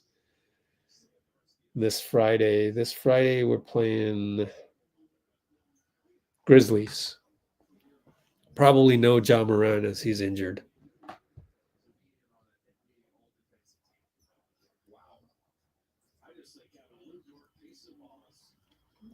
Cholo in the house. And Wiggs, wow, Wiggs made both. Up by 17. No fouls. Did Shai come out? Maybe Shai came out to give him a rest before the stretch run. Is he? No, he's in there. Yeah, I guess he'll just play the whole quarter. He's young. Jay Mitchell, no good. Draymond rebound. Don't throw it away, please. Draymond's kind of like 49ers special teams, man. Buddy Hield dunk on the misdirect. Buddy using his own gravity. Shai, no good. Tip in Jones. Steph will bring it up. Still up 17. Oh, nice crossover. Oh, good job by Wallace. Oh, crosses him over again. Deflected out by Shai. Ooh, had Wiggs in the corner. Oh, well. Good defense, Shai. That's why he's MVP caliber. Can two-way player. So Buddy base dunk past AJ. All right, go to Hield, go to Dray. Dray up top. Over to Steph. Shovel pass. Baseline. Pull up. Over Wallace. Good. 25 points, I believe. The box score behind me is a little slow, I think. Shai. Crossover. Shai style. Good job by Buddy to help. Wiggs reaches in. Luckily missed it. Alex in the lane. Finds Wallace. We're late shot clock. We got good defenders out there, though. JDub. Back to Caruso. Well, that's the one we want. And he missed it. Wiggs can't collect it. Shai was all over him. And, well, either Kyle or Draymond couldn't get Jones away from the bucket. Oh, well. Draymond, inverted screen by Steph. Over to Wiggins. Missed dunk. Wow, JDub blocked it. Draymond, open 3. Got it. I'll take it. Broken play. Chaos. Timeout. Dagno. I'll take it. Wow, broken play, man. Wow. Okay. Let's digest that one. Wiggs attempted a dunk. It was incredibly good ball movement. Let me rehash that play one more time. In fact, why don't I clip it? A lot of things happened.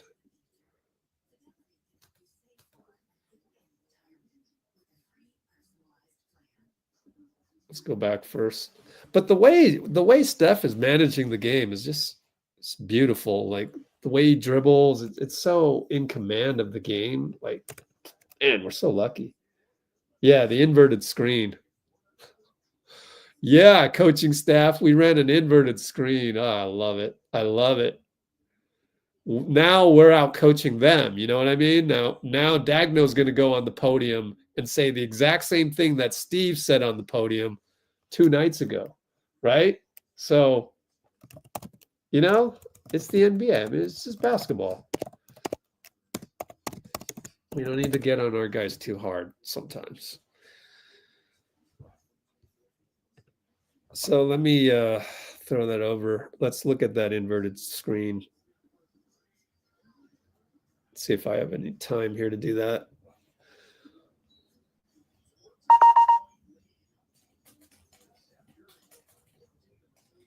All right, we're back to action though. Whoops. So Caruso over to Shai. Shai Wiggs. Got to check the fouls on Wiggs too. Caruso down the lane, fouled and nearly an and one. Too much reaching. Stop reaching. Reaching ain't working. We're not even long players. We don't even have the wingspan to be reaching, yet we reach. So Caruso to the line for 2. And wow, we ran an inverted screen. I commend the coaching staff. Good job, coaching staff, to run a late inverted screen with Steph. They're out coaching Dagno. All the back doors and all that. What Cavs did to us goes around. Steph, right hash mark, tells Kyle to set a pick and then tells him to go away. 7 on the shot. Hash mark 3's feeling it. It's splash. Oh, he told Kyle to go away. That's some confidence.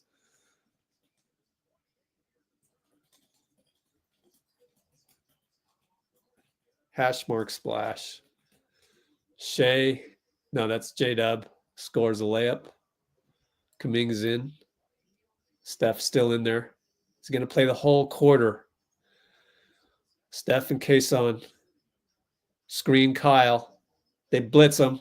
Kyle at the nail. Push shot. Yes, sir. Yes, sir. Kyle Anderson, man.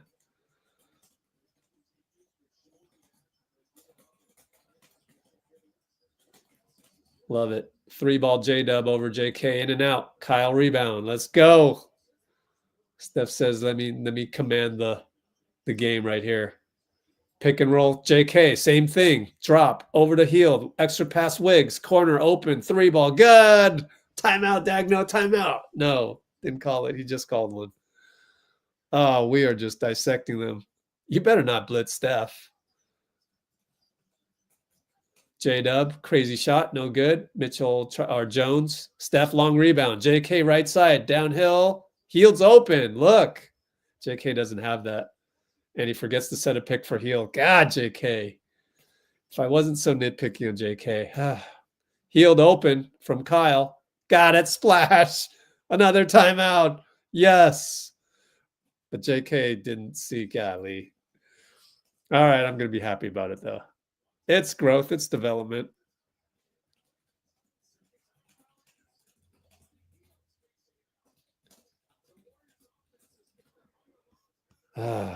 This is beautiful.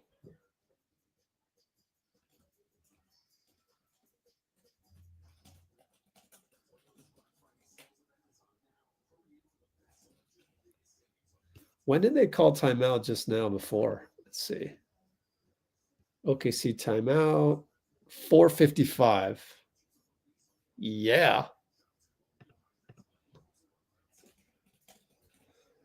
Wave the white flag. Wave it. Nah, we'll see. All right, the score is too risky. Q3 254.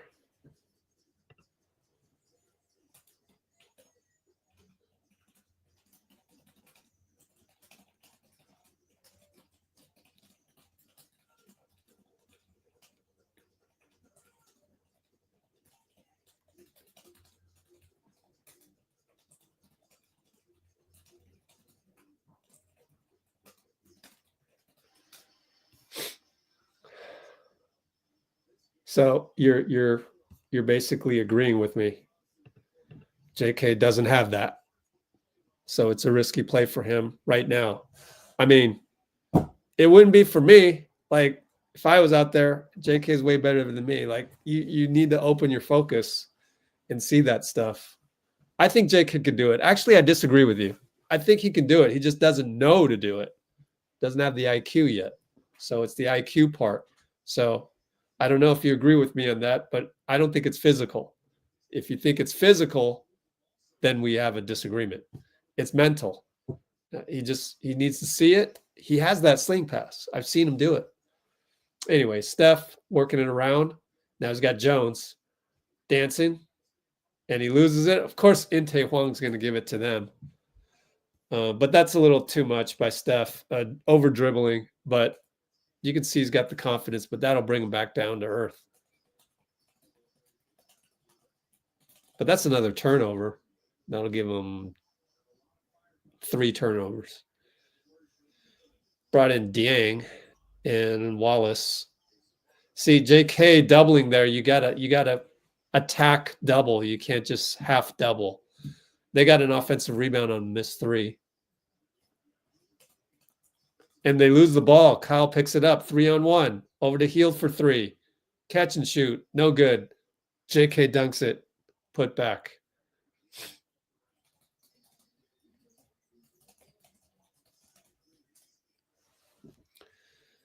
But I'm like JK's father. I want him to do well, so I'm nitpicking every little thing.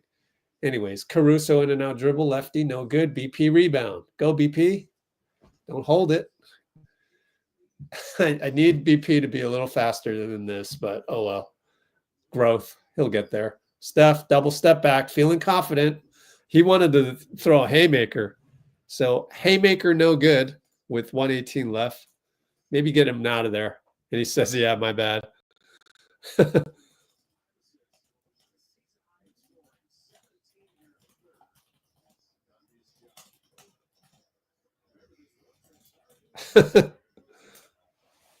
$118 to go, up by 18. Yeah, he wanted the magical 20-point lead. There is something to that when you look up at the scoreboard and you're down 20. There is that little psychological thing you got to deal with. And Mitchell spins around back to Dieng. We're switching everything. 3 ball by Jones, no good. Kyle can't pick it up. Moody can't pick it up. Dieng on Moody. Cutter's Joe. Isaiah Joe back out. Dieng and Moody 1-on-1.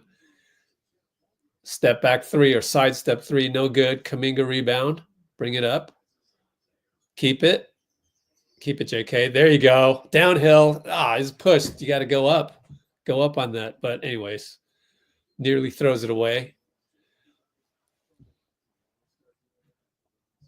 Yeah. See, the bench is telling him just shoot it. And he's nodding his head. See?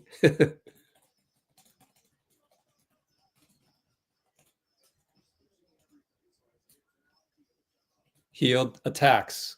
Kick it to JK. 1 on the shot clock. Fires it. Hits the rim. Buddy rebound. Back to JK. Rises. Fouled. Hits his head on the camera. Oh, man. But he's all right. He's smiling. You like it when JK smiles because he's having fun and he's engaged.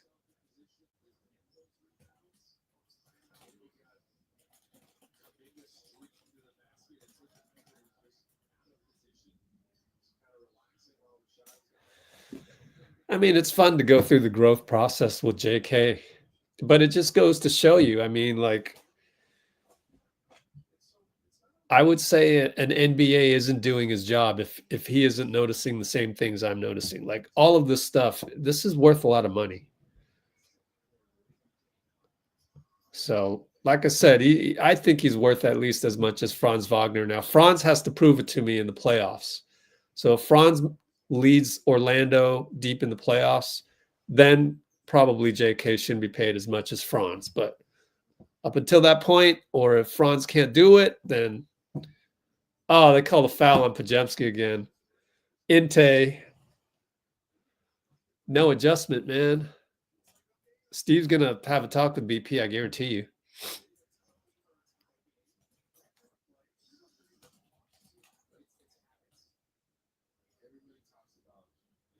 Let me see a replay on that.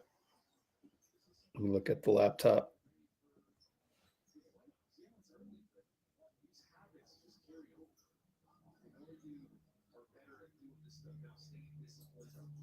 Yeah, that's not a foul. It's Mitchell is doing this, but you have to adjust BP. JK, 3 seconds, gets downhill again. Offensive foul on Kuminga? Are you kidding me? You're kidding me. At least offensive fouls in the NBA don't count as free throws or in the penalty. Oh my God, that's ticky-tack. These refs are awful. Well, Isaiah Joe gets free. Floater no good, thank goodness. These are some bad calls, but whatever. At least it's a, 18-point lead. Yeah, Steve is saying that's bullshit. Thank you. Just don't get a T. You don't want to give him an extra point going into it. Good job, Steve, backing up your guy.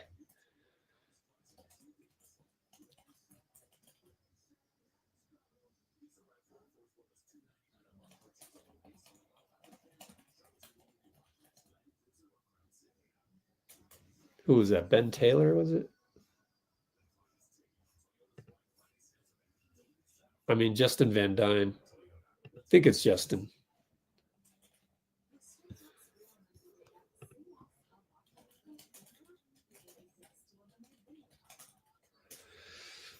So end of Q3.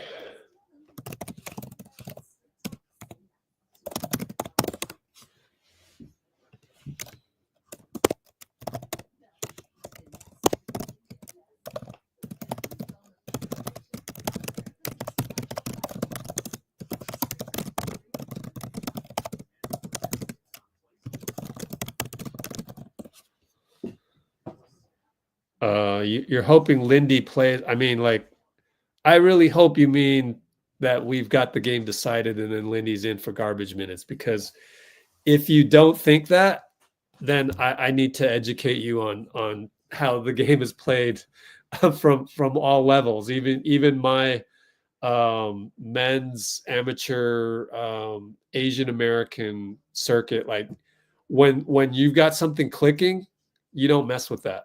Like, no, there's no like secret agenda to give Lindy minutes or spread minutes around. No, you found a formula, it's working, get the win. Just get the win. It's not like, maybe we should balance it out and get Lindy some minutes. No. The flow is great.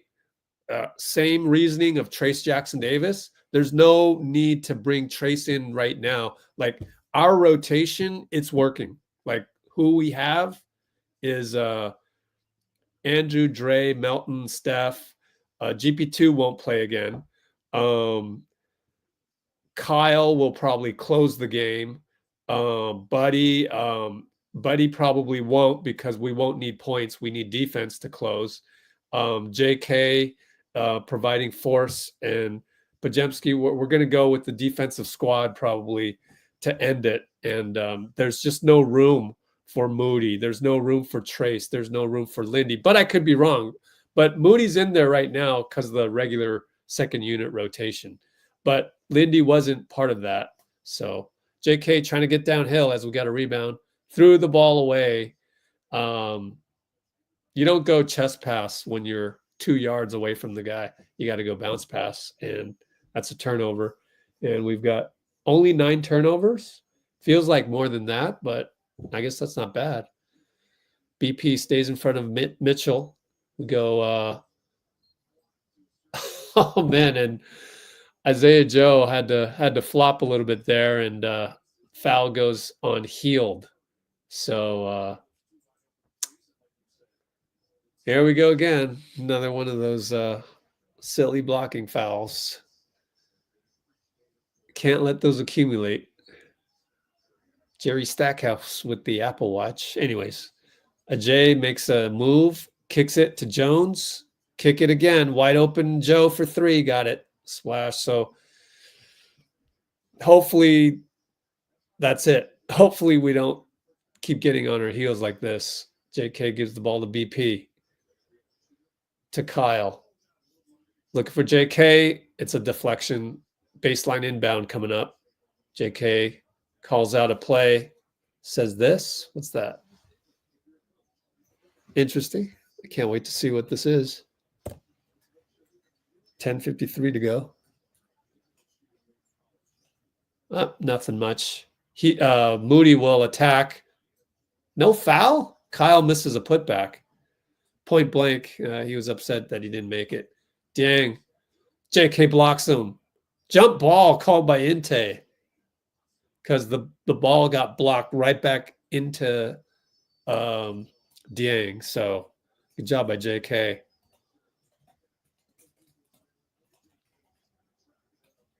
There you go, JK. See if he can win this one. Loses the tip. It's going to be Kason Wallace BP. Screened by Joe. Kason healed. Lefty good. Banker. We're not getting stops, but we just need to survive until 7 minutes. JK handoff Moody. Kyle. BP. BP. Finds Kuminga. Doubled immediately. Dangerous pass to Kyle. 3-ball BP. Missed it. Oh, boy. If we don't get a stop here, you might want to think about a timeout. Joe for 3. Uh-oh. Missed it. Leaps. Goes off of JK. Got to get a stop. We're still up by 23, though. So we got a good cushion, but I would definitely get Steph back in there and Draymond with 7 to go. Holding on Buddy Hield. Are they going to call a technical on this one, though? Because it's an inbound. They're going to review it. Damn it. Like, Hield guessed wrong. Now Hield's going to yell at the bench. I'm sure Jerry's on him for this. Like, that's just, you can't foul like that. Jerry gives him a little pat on the chest, so.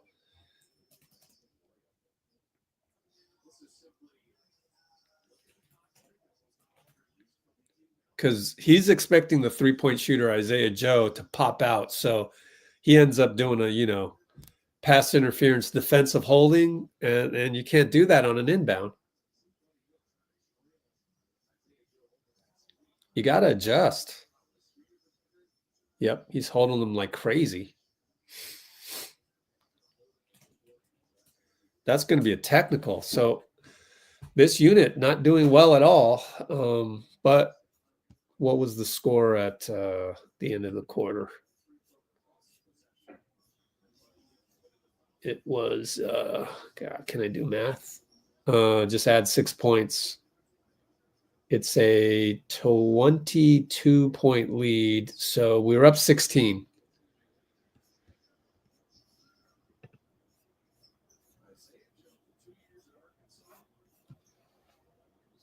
Yep, -6 at this point after the made free throw. Thanks, Cholo. So we got -6. Let's kind of keep track of that. You got to try and keep that to no more than, say, -12. No, -12 is not good. -10. Oh, deflection. Kyle got the deflection. Joe got it right back. Hits a 3. Now he had Kyle hanging his head a little bit. Now it's a 19-point lead. 9:41, 9:40, 9:39, 9:38. Moody, handoff JK. Over to Kyle. Over to BP. BP looking. Kyle post up. 6 on the clock. Healed. 3. Shoot. Catch. No good. Get back. Get back on defense, buddy. Kyle has to. No, it looked like a foul. Now Hield's going to foul Dang. No, Mitchell, from the baseline. That's 3 quick ones on Hield. He has 4 personals. We just need to survive 2 more minutes. Get it to 7 minutes. Third team foul. Stop the break. I guess that's a good foul. Just don't foul anymore. 3 fouls already. Go to Joe. He gets in the paint. Moody has to help, so we're on our heels again. Jones. Now we're back. Mitchell and BP up. Got past BP. Timeout. I don't know what you do here.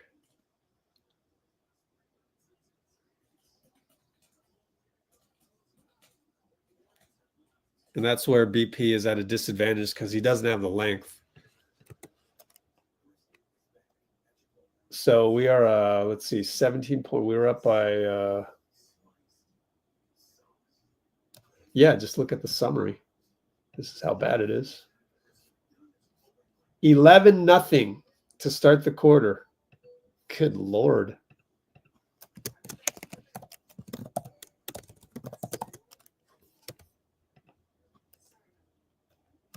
Still up 17.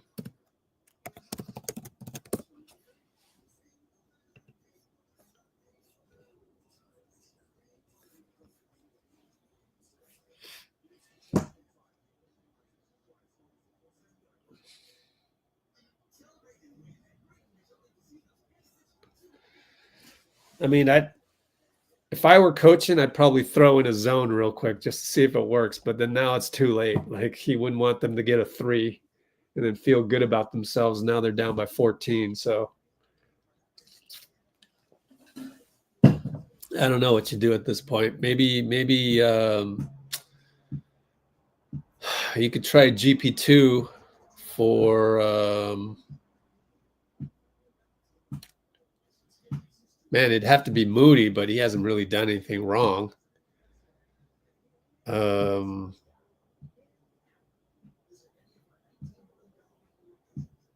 can't take out Brandin because he's the point. I think you just settle him down and you hope for the best. They can't possibly go 0 for the entire quarter this second unit, right? GP2 has 4 fouls. Call back in the starters with 9 minutes. Let's see. Steph will end up with 37. Draymond with 30. Wiggins can handle it. Melton can handle it. Well, I'd keep Kyle in there regardless because Kyle is solid. But you're right. They are going to – the Draymond looks like he's going to check in. Well, Draymond's been sitting for a while because Kyle came in. So, in fact, Kyle has 20 minutes, Draymond 21. So, yeah, that's the right thing. I think bring in Draymond for some defense. And I would bring out oh, God. Kyle's coming out? I guess Kyle. Got Melton in there. Okay, so we're mixing and matching a little bit. Wiggins. Yep. We abandoned the second unit. Hield's still in there for some shooting. Let's go with whatever we can. Inside the pods. You got to attack him. You're in the NBA, bro. He does. Gets blocked. Shot clock violation. Where's the Houston Brandin, man? Come on. So passive.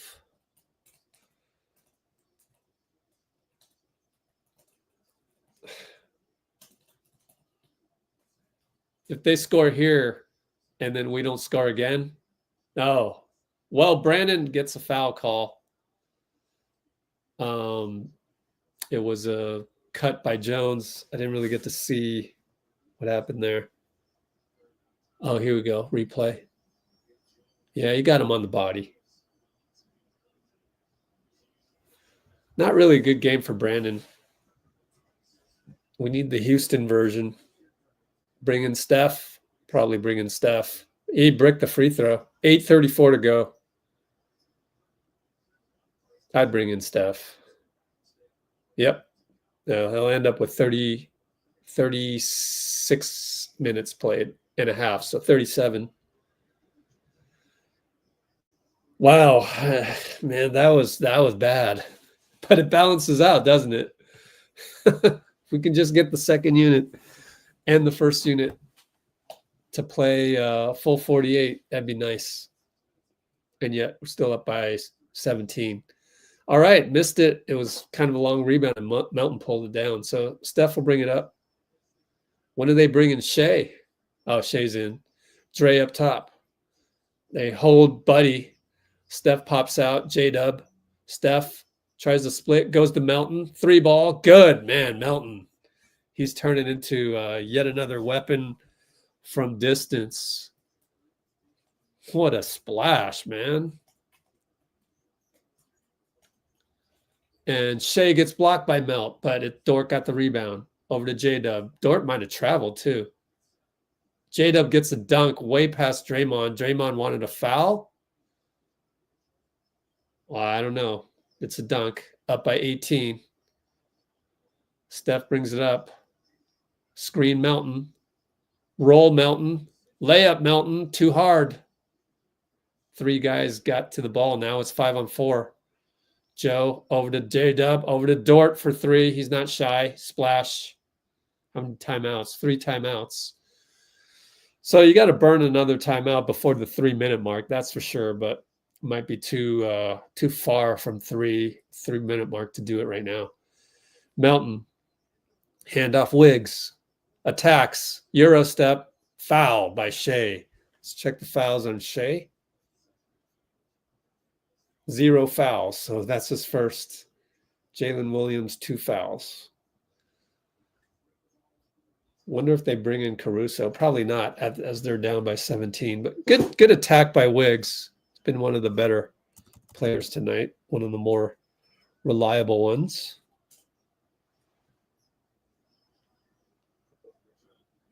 GP2 in the game for defense. Up by 15. Need these. You can't foul. We're already at 4 fouls as well. Wiggs misses it. That one had no chance upon release. That was near. It's like the old video games where you gotta like press the button when it's, and the worse free throw shooter you are, the more shaky it gets. That's how bad that one was. So still up 15, 7:10 to go. A lot of time. Gotta cash this. Front rim missed it, but Melton got a rebound. Put back, no good. Wiggins put back. Oh, Melton, though. What a rebound against Jones. Wow, Melt. Fade away, JDub. Good.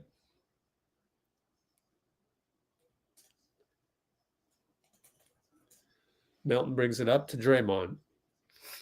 15-point lead. 6:43, 42, 41, 40. Wiggs, JDub hounding him, crosses over. Bye-bye, JDub. That's a foul. They didn't call it. But Wiggins recovers, misses it, recovers again, misses it. Jesus. Why you swallow your whistle right now? That's not fair. Kason Wallace 3. Good. I think you got to keep playing. Still, you're going to burn a timeout before the 3-minute mark, but it's still a lot of time. We're up 12 now. GP with the screen for Steph. Over to Dray. Back to GP. Dunk it. Tic-tac-toe to respond.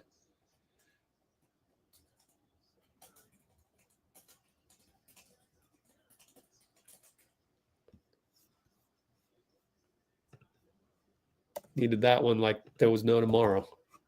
Melton on Shai. Now GP as we switch. Goes right. Switches over. Rises. Short. Dort got a rebound. JDub. Fakes a 3. Kicks it. Wide open. Kason. Hits again. 9-point lead. No. Yep. 11. I can't do math. 5:37, 5:36, 5:35. Another GP screen. And Inte, of course, is going to fall for it. Let me watch the replay on the laptop.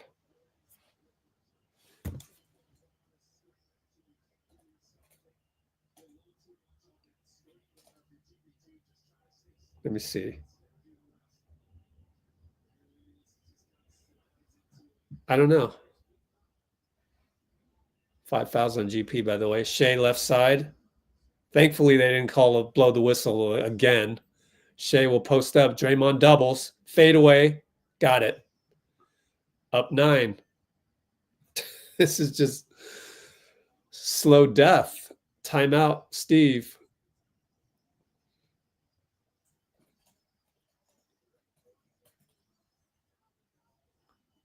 Yep, Steve is arguing that one where Wiggins got fouled. At least Inte's coming in to listen to him. Let me check the 3 ball. How did they get the 3 off? Okay, well, Shai got the 2 ball.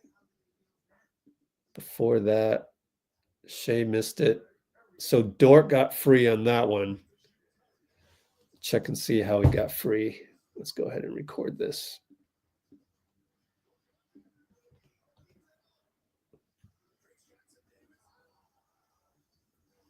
Well, GP fell down and it was all downhill at that point. It was chaos at that point.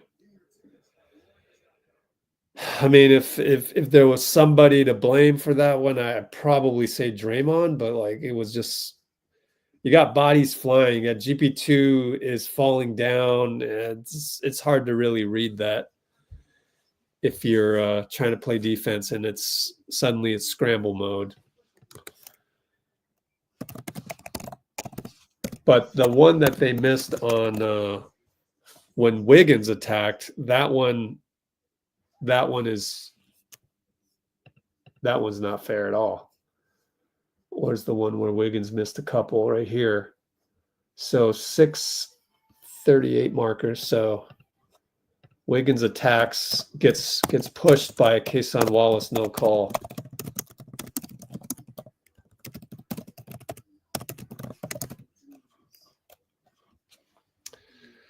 Wonder what we're going to do for unsung plays, because our fourth quarter is absolutely horrendous. And there's no unsung plays in this entire quarter, which is a 26-7 quarter. It's about as ugly as it gets. So there's no unsung plays yet. Unless you want to call the Melton 3.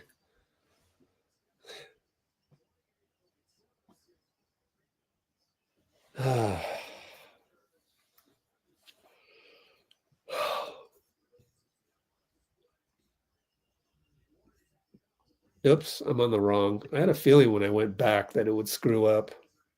Literally have to press this one. Steph only had 12 points against the Cavs. I don't know. Probably. All right, GP2 inbound to Melton. Steph, inverted screen. Another flare. Hash mark fakes it. Goes by JDub. Foul on 23 or 32.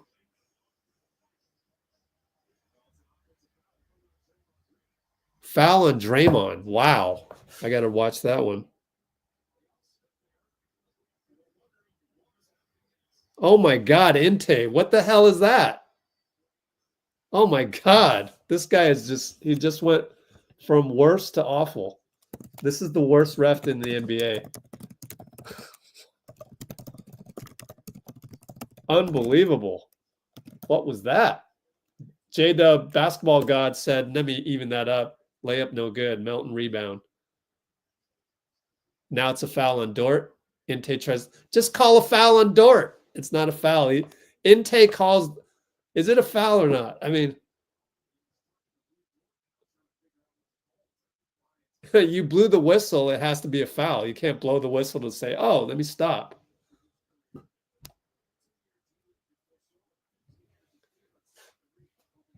Inte, don't screw this up, Inte. This is a horrible look for other guys wanting to enter the league as a ref. Sometimes it's very superficial, unfortunately. But Inte makes the right call. Lou Dort off ball foul. He's holding Draymond like that.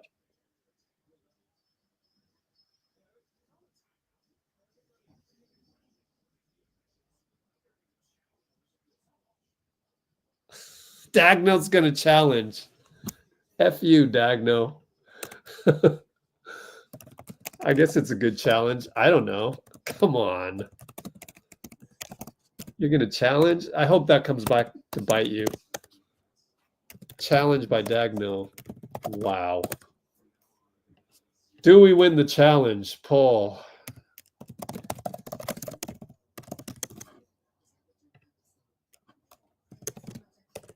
Yes, no, no confidence in refs. Or, I don't know, maybe abstain. I think we'll win the challenge, actually.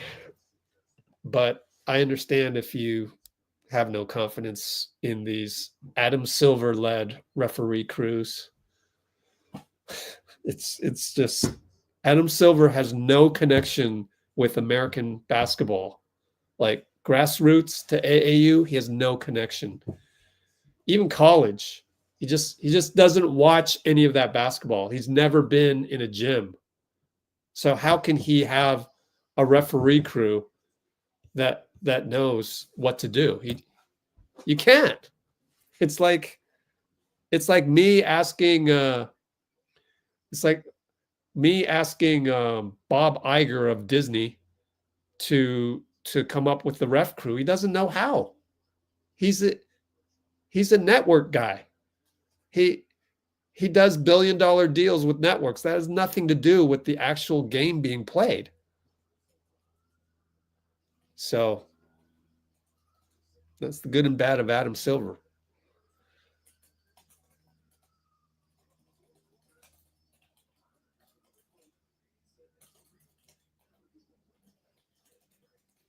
And then you're like, oh, but what, you're saying American basketball, Rich.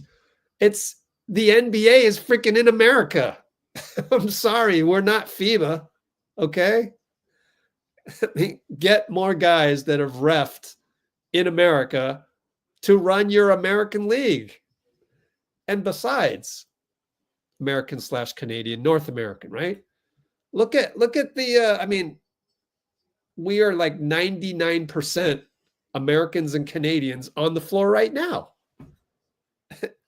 Reflect your product. It just,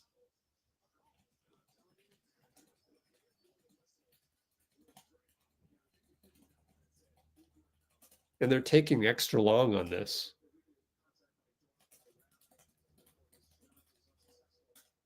They got it right, believe it or not.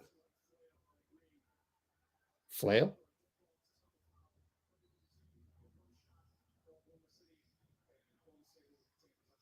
Technical on Draymond.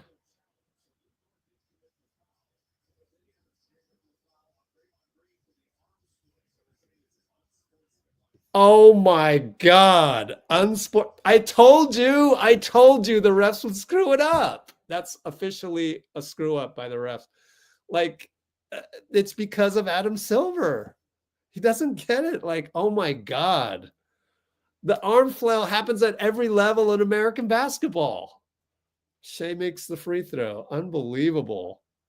This is a trash league in terms of the way you execute your referees. It's absolutely asinine. Flail tech on Draymond. What's he supposed to do?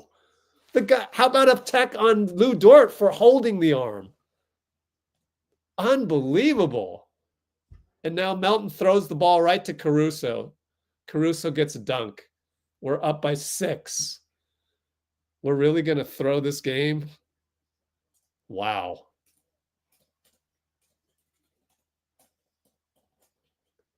Just Steph take over. F it. And Steph dribbles it out of bounds. This is an incredible collapse.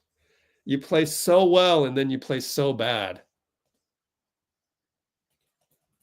Epic collapse. But the flail tech is just BS. Shai on Melton. Short. Kuminga came in and got a rebound. Way to go, JK. Way to reward JK. That's a good call. Inverted screen. Dunk to JK. Inverted screen by Steph. So we're going to the inverted screen already. Thank you.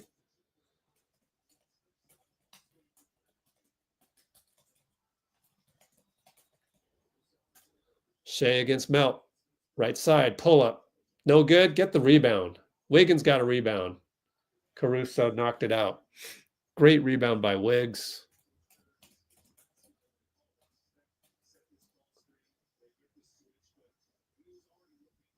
I don't know what to do for unsung play.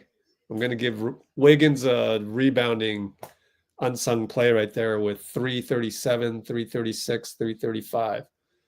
Dray up top. Steph inverted screen. Flare. Looks at it. Dort knocks it away. Wants the ball to go to him, but no. Decides not to disrespect the GOAT there. You know, do you guys notice some of these things sometimes? Like, that would be disrespectful. You got to be aware of the situation. JK over to Wiggs. Hounded by Shai. Over to Dray. Running some action for Steph. And he hits the three on the pivot. And that's the greatest shooter of all time, bailing us out there. Shai, one-on-one Melton. Dray's there. Dray will foul him, and he knew he was going to end up fouling him because Shai is slippery. So that was a Steph pivot GOAT 3 versus Dort. Also tried to draw a foul. They're not going to show that part of the replay, though. Hey, bench. Come on, Pat Spencer. Yeah, get up. Shai in and out on the free throw.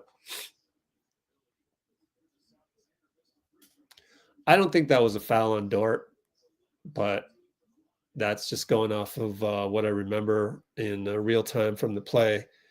I thought Steph tried to create a foul, and Dort was good enough to avoid major contact.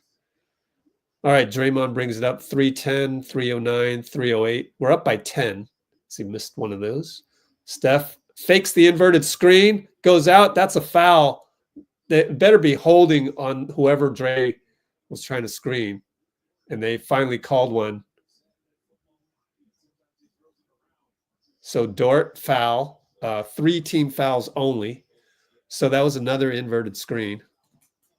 But it was an inverted fake screen by Steph, pop out, foul on Dort versus Dray. Out to Wiggins.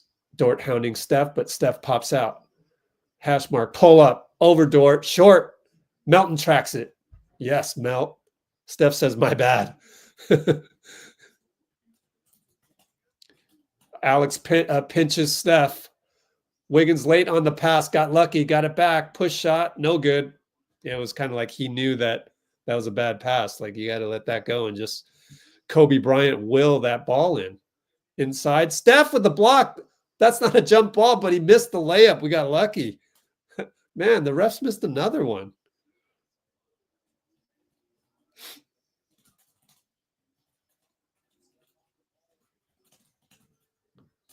And then it's going to be a screen foul by Melton. Golly.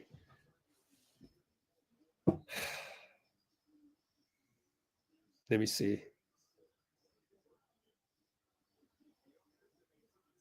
Yep, that's a bad screen by Melt. It is. The problem is you can't do that with Dort. You just can't.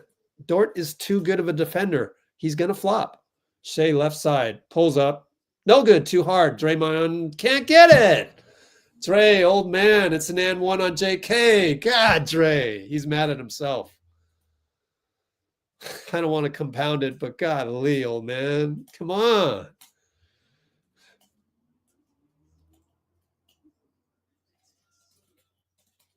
Unbelievable.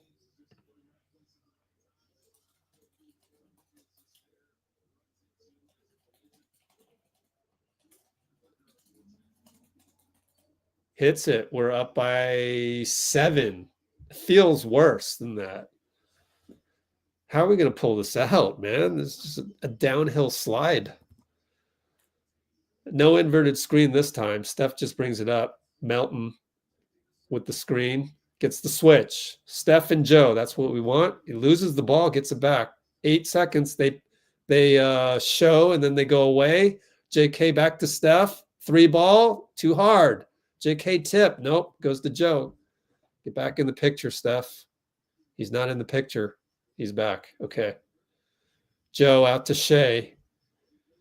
Draymond on Shai. Great matchup. 128 to go. Goes over to JDub. Good closeout, JK. Steph goes right to Steph. Stolen by Melt. Melt trying to draw a foul. All the way to Wiggs. Back to Steph. Sidestep 3 over Dort. Got it. And does the night-night. Steph does the night-night. He knows mathematically it's nearly impossible with 10 points, 112 to go. So, JK closeout. That's an unsung play. JK closeout on JDub. Doubled by Steph. Turnover to Melt. Steal. Steph sidestep flyby. 3 splash. Night-night. JK gets my unsung play of the day, which is the closeout on JDub. I'm so happy about that. I'm going to clip it. Oh, wow. I mean, of course, the popular thing to do is marvel at Steph in the night-night, but like, I want to credit JK for some incredible defense on that one. I'm rewatching it right now. Let me see this one more time.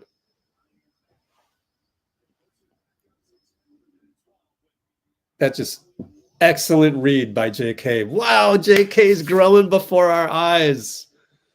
Oh my goodness, defensively, and it happened on defense. Oh man. Oh man, I love it. I love it. For a JK defense to lead to a night-night. Oh my gosh, this is like, we're going to look back and we're going to go, remember when JK figured that out on defense on that one? Because he could have misread that. He could have just stuck with Dort, who was cutting, instead of out to JDub. Oh, and then he stopped JDub on the dribble. Man, love it. 111, 110, 109. We're up by 10. Joe crossover. JK's all over him. And they get a dunk. Inbound to Steph. Triple teamed. Over to JK. Oh my God.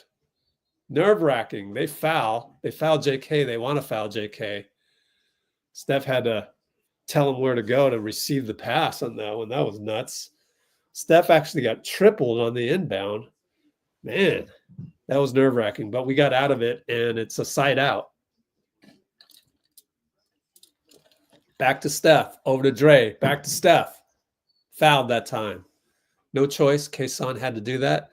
Good job by Dray to get rid of it before they could foul him. So that's a little mini unsung play by Dray as well.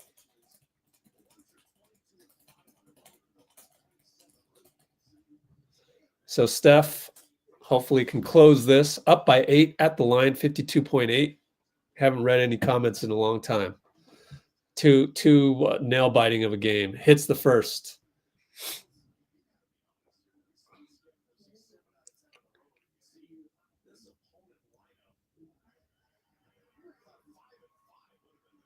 All right.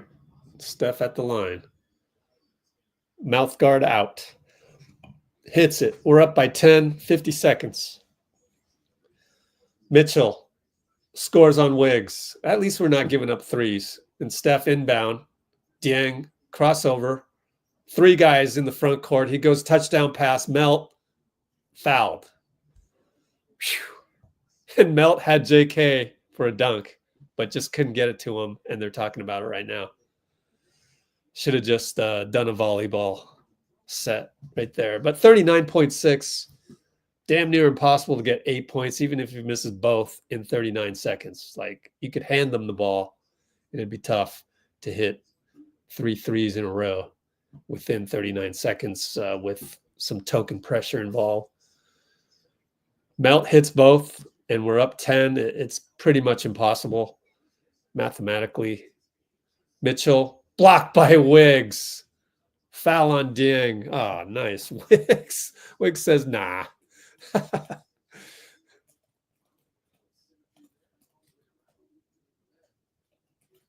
All right, so we're gonna win this one. What a pullout, because it got a little dicey there. Steph 36, 5, and 7. 3 turnovers. Melton was the guilty party on the turnovers with 4. Of course, a couple of those were bad screens. And Draymond with 8, 4, and 11 assists. Wiggs 18, 8, and 5. Wiggs 18, 8, and 5. 3 steals and a block. Wow. That's how you fill up the stat sheet, my friend. And JK 20 off the bench in 25 minutes, 8 for 11. 3 ball, no good. Melton rebound. Outlet JK. Nobody's there, but he's just going to run it out. We're going to win this 127-116.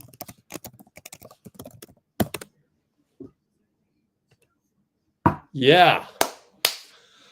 I mean, it was ugly for a whole quarter, but we pulled it out. And, I mean, we can play better. It's just crazy. We just beat OKC convincingly, and we can play better. Isn't that crazy? I love that fact, though, right? Man. We just beat OKC on the road convincingly, and we can still play better. Oh, wow. Of course, OKC isn't at full strength. They don't have Jalen Williams, and Chet Holmgren is injured now. Hurt his hip on a bad fall in the first quarter. And somebody else is out too. I forget. Let me check. Isaiah Hartenstein has been out. Actually, what is Hartenstein's injury? Isaiah Hartenstein injury. Time to check NBA.com to see if we got the post-game coverage coming up.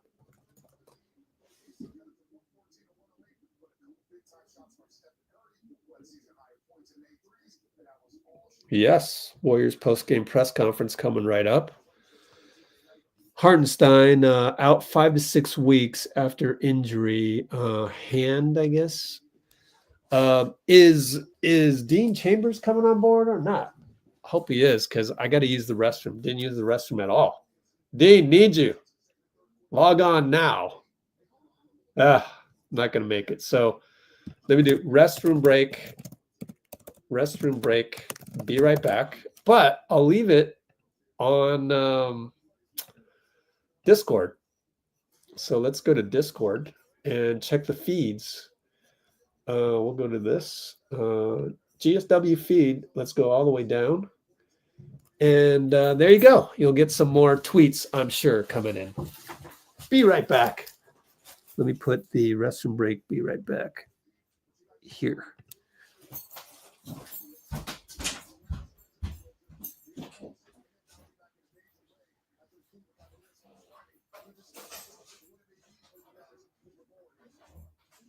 You always have to have perspective in this league because it's so hard to win. So if you get on the plane in SFO, whatever it was, 10, 11 days ago, you say we had to go 4-1. You take that all day. Obviously, the Cleveland game was tough. Tough to swallow. But our resiliency to bounce back and play against a very tough OKC team in that building and get a win like this on the way home, it shows what we're building. And that news cycle is crazy. We go from the highs of Boston to the lows of Cleveland, and you just got to stick with the plan and what we're trying to do, and rely on every guy on this bench to perform and impact the game, and we did that tonight. Steph, now you're 8-2, top of the West, and you talked about using so many different plays in different roles. Talk about the Anthony Melton tonight. 19 points, 10 rebounds, 5 made threes. His first start. How's that chemistry between you and Melton? It's exactly kind of what you expected. I think he's been around the block. He's a gamer, and we played against them when he's in Memphis, and we're not in playoffs here. He was a difference maker on both ends of the floor. So I know he's been dealing with injuries. All right. I am back. Steph is on the court doing an interview. Big threes, play great defense. Matter of fact, let's go back. Talk about that It's exactly kind of what you expect. Top of the West, and you talk about There we go. so many different plays in different roles. Talk about the Melton tonight. 19 points, Here we 10 go. rebounds, 5 8 threes. His first start. How's that chemistry between you and Melton? It's exactly kind of what you expected. I think he's been around the block. He's a gamer, and you know, we played against them when he was in Memphis, and we were in that playoff series. He was a difference maker on both ends of the floor. So I know he's been dealing with injuries in the last couple of seasons, and for him to get through this early little absence and come back and assert himself into the starting lineup, the third quarter was huge. He was hitting big threes, playing great defense. Nobody really talked about it. That last play where I got the three was because he got a great rebound, 1 of the 10, came down with poise, drew a crowd, kicked it to the corner, swung back to me. Like, those are the shots that veterans make or create. And it was a great play. I told him that was all him. It was a big dagger shot, but it was all him. Steph, we're finally at the game now where, we can process the emotions of having to play against Klay Thompson. What is that going to be like for you? Talk to me, Steph. He's the outside, right, Steph? Come on, Steph. I'm not ready for this, man. It's going to be a lot to look at. Steph not ready for Klay, I know. Obviously, as a friend. But I'm Lindy. Conserve all of my mental energy for Tuesday. This is going to be a lot. I'll change the subject, Steph. Another underrated play with Jonathan Kuminga, force guy baseline. You're right there for the help defense. A huge turnover. Me and Molly on the same wavelength.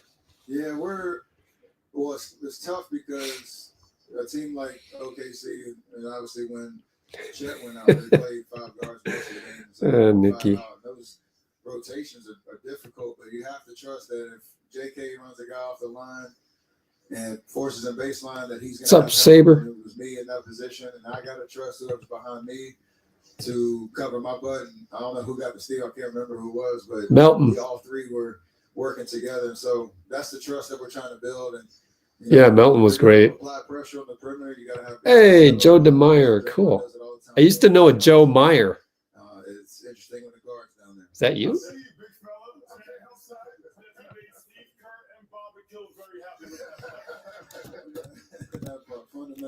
Hey, Steph, I know the folks here in OKC can't wait for you to retire. We hope you don't retire for another 2 years, but I know that building, you've had some of your most memorable nights in that building. I'm sure they're not going to say goodbye to you, say have a nice flight back to SFO, huh?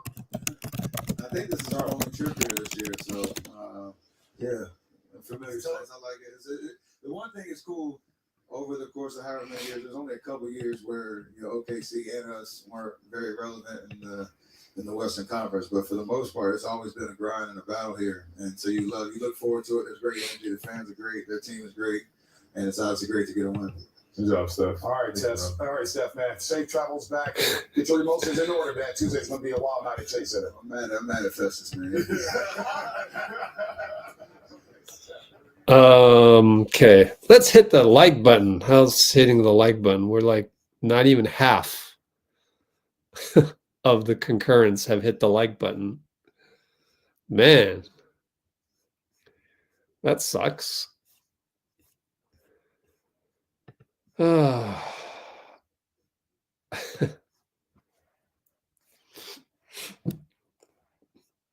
True School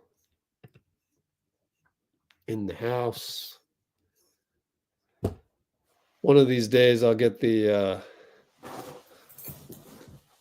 Discord up and running for everybody to see. Iago, what's up? Got some new names.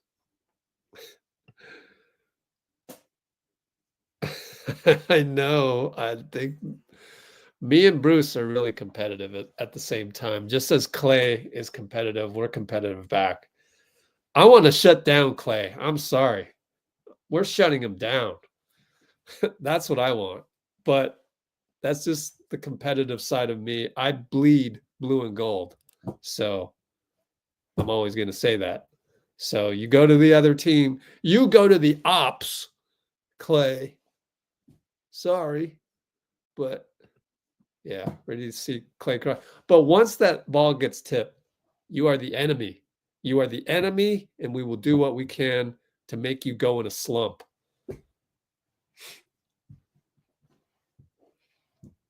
Still waiting for Steve to get on the podium, but luckily the NBA.com has it on their website. So we're going to follow that along and do the audio of it and go from there. But yeah, great game. So what are we doing for unsung plays? I mean, obviously JK is going to win, but we've got to put a few of those on there.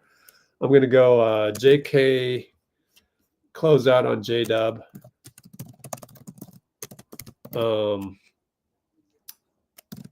Which led to the Steph steal, which led to the Steph double, which led to the Melton steal, which led to the Steph night or nui. Melton got an offensive rebound on Steph miss 3, and that was critical because I believe 257. Let me look at the play-by-play. 257 mark.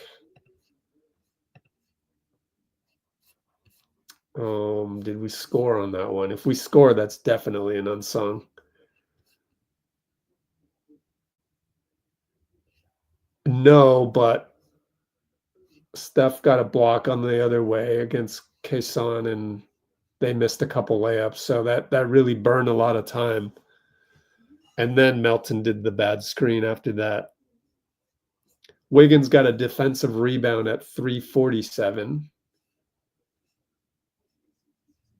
on the missed Shai Gilgeous-Alexander, which then led to a Steph 3. So Wiggs deserves to be on the ballot. Wiggs dreb on Shai miss, Steph 3. And the fourth unsung play of the game, I'll leave it up to you guys. Bringing Steph back in. Let's see. Why not? You guys got to come up with something. So here are 3 unsung plays. Give me the 4th. Comment the 4th.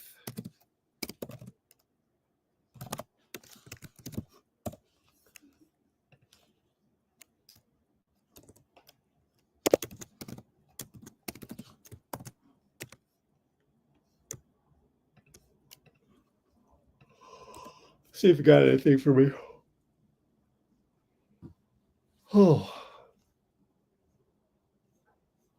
Warriors. Oh, don't get me started on Adam Silver. Let's see. JK.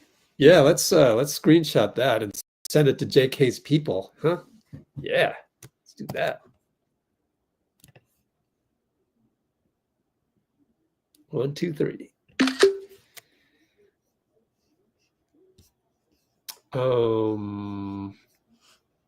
Let me save some of these screenshots. All right.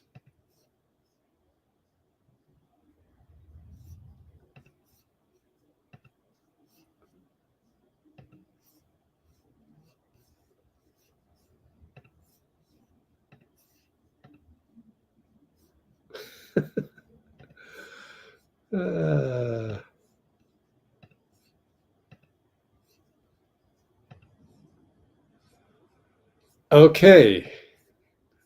What do we got on any other unsung? I'm ready to vote. I miss Klay. JK plus Steph. Yeah, I got that one already. What's up, RJ? Hope Chet will be all right as well. Yep.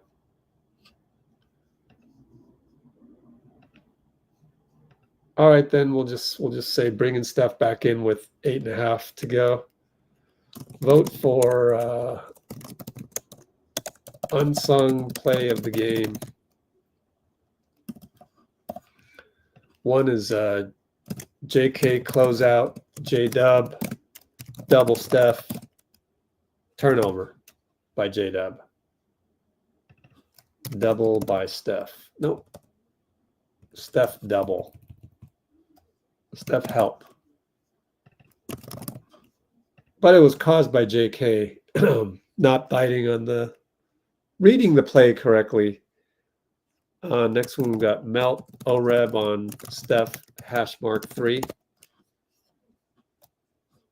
Next one we got Wiggs. I mean, these are no comparison, but it's one of those games where we played so poorly and relied on flashy plays such as the inverted screen, Draymond to JK dunk, that the ones that are unsung, these plays that are hustle plays, seem to pale in comparison, other than the JK one, which we pointed out.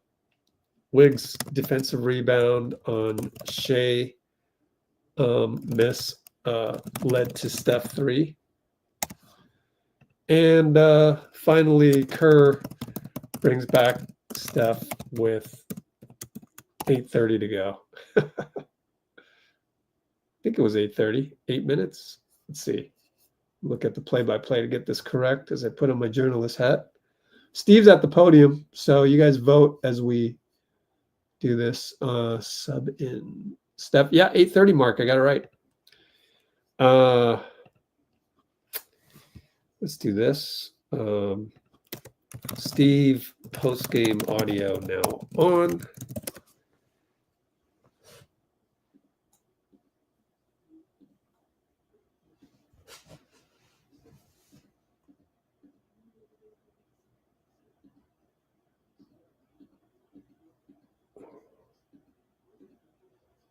Okay.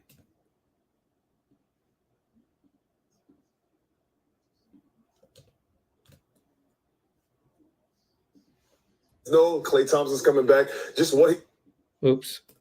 Wrong one.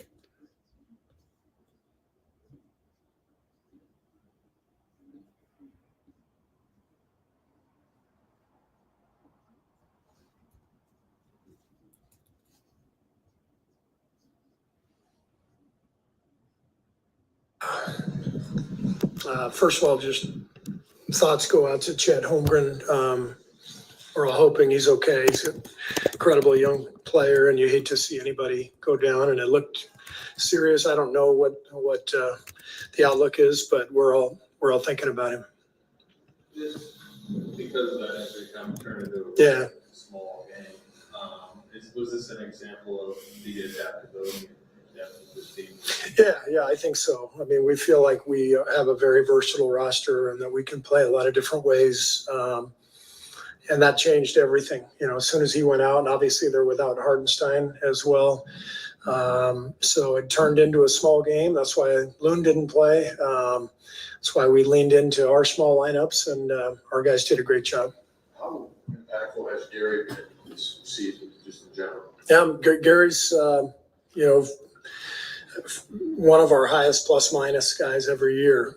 He just impacts the game at such a unique level, in a unique way, I should say. Incredible on-ball defender, and then he kind of plays like a big guy with setting screens and diving and finishing at the rim. So Gary's been really important for us. What do you take away overall from this 5-game trip? You go 4-1, you see all different styles of play. You deploy different styles of play. What are your biggest takeaways? Hell of a trip. Great way to start the season out, winning 8 of our first 10 and including a couple of road wins against 2 of the best teams in the league. So I feel like our team's in a good place. But obviously this is just the beginning of a long season. So we've got to keep working. You started at Melton. Is that matchups based, or did you just really kind of I like this lineup with Melt. I anticipate doing it again Tuesday. I think it gives us a really good two-way lineup. You saw what he can do at both ends. Starts the game out with a beautiful assist. He's a really good passer, excellent three-point shooter, but a really good on-ball defender as well. So, Melton, the starting lineup is something we've talked about a lot, in camp and here in the early going, and I really liked it. And I think it makes a lot of sense for us. So it sounds to me like obviously should adjust, but you would like this. I would like for that starting group that was out there tonight, I would like for that group to be our group going forward. I think J.K. has shown how important he is to us off the bench. 20 points tonight, some huge plays. He seems to really fit into that role well. And we're looking for really good defense to start the game. And that lineup gives us 2 on-ball defenders with Wiggs and Melton, and then 2 bigs with Draymond and Trayce. So I think we'll stay with it, and we'll see how it goes the next couple of weeks. You had the 31-point blown lead in Houston still winning tonight, nearly to a big lead. You're pumped coming off a 4-1 road trip. Do those 2 nights concern you at all? I think those 2 nights are good for us to look at what we're doing wrong to give up leads. On the other hand, it's the modern NBA. No lead is safe with all the 3-point shooting, the pace. As difficult as it is to guard people in space. So it just feels like this is the modern NBA, but we did have turnovers in both games that allowed both Houston and OKC to get back in the game, and that's probably where we can clean some things up. What kind of rhythm do you feel like Steph in particular was able to find on this trip the way you finished today? Yeah, Steph was incredible. Great rhythm. The impact that he made with his passing, with even when he wasn't making shots, he was pulling defenders with him, and that opened up the whole offense. And those second and third quarters were really beautiful to watch. And obviously, we had to go back to him pretty early. Looked like it was going to be a night where we could keep him under 30 minutes again. And then obviously OKC made that big run to start the fourth, and Steph did a great job of coming back in and closing it when it got a little dicey. Kyle was some extensive minutes in some of those small ball groupings. What have you noticed from him in those units and how those are coming together? Kyle's a phenomenal basketball player. He can play any position. We lean on him to run the point in a lot of groups, but he's also a center in small ball lineups like he was tonight. So when the game turned small, we decided to play Kyle at the 5 instead of Loon, and get a little more spacing on the floor around Kyle, and he's perfectly suited for that role. So it was fun to watch him out there. Just any thoughts? Klay coming back on Tuesday, and thoughts on what that game is going to be like, what that day might be like for you guys? I'm looking forward to it. I think we all are. It'll be very emotional. I know our fans are geared up for it, and I can't wait to see Klay. Thanks. Probably not, but thanks. Thank you. Well, I'm wearing one. Let's see if anybody went to the podium yet after that, because we were a couple minutes behind. Nobody did. Looks like the TV is a little slower on that. All right, time to look around the NBA. 4 new messages since 6:51, really? Well, here you just heard this. D'Anthony Melton hopefully will continue to be in the starting lineup, is what Steve Kerr said. Just have some stability in that. Looking around the NBA, jump to present. Let's see. Miami Heat are in Minnesota. 10 consecutive made shots for Kyrie. Wow. 5 fouls on Horder. 4 for 25 from 3. Wow. So Sacramento's against Phoenix.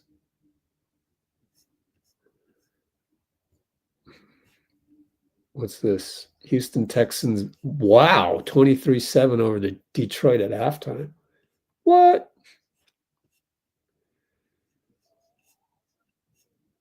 What is this? Kings trapping book. Shane Young. Oso Iguodaro.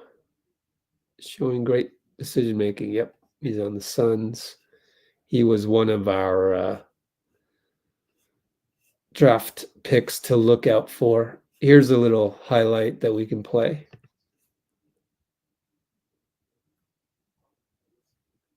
Cool. I forget when that's from. Nuggets up on the Mavericks by 3 after 3. Wow, Christian Braun. Is Jamal hurt? Let's check. Let me check perplexity here.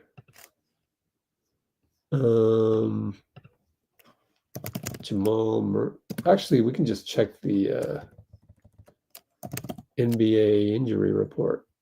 Where is it? Schedule.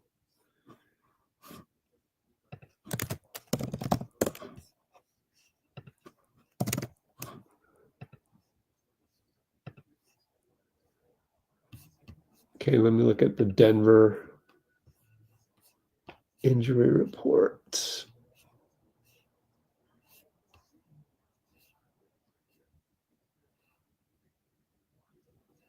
Wow, PJ Washington and Derek Lively are out.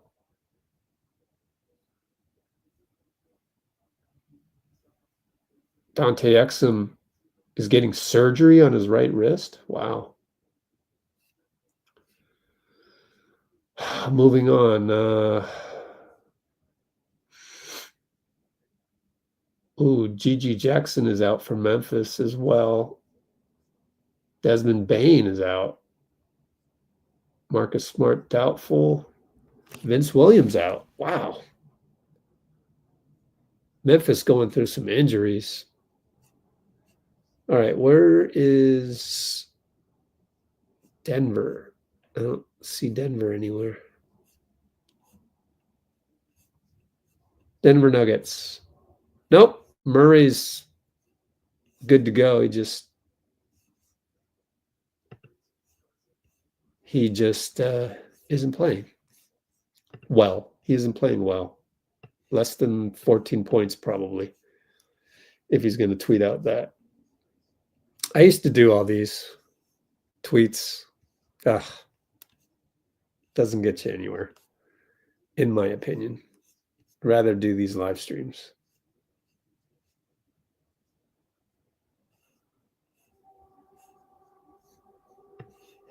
Some complaining about the referees, per usual.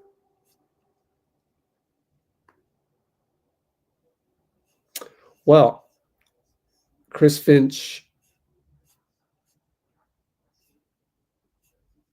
I guess Minnesota lost.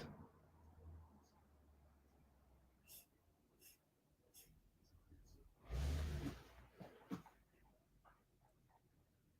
me make a notation.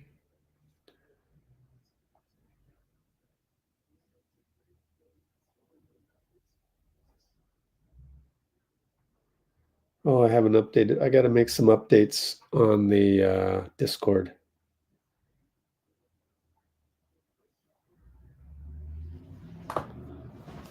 All right. Still waiting for the next Warrior to go to the podium. What's up, Denzel? Let's see. Let's just go ahead and watch this video of Chris Finch. I wanted to run one thing and then I wanted to flip it back, but yeah. I mean, that's on me. The end of the game, gotta be cleaner about what you're trying to do, both sides of the ball. So let's stop that. Draymond is at the podium. Let's go back to the Warriors feed. Let's go all the way down and let's play Draymond right now.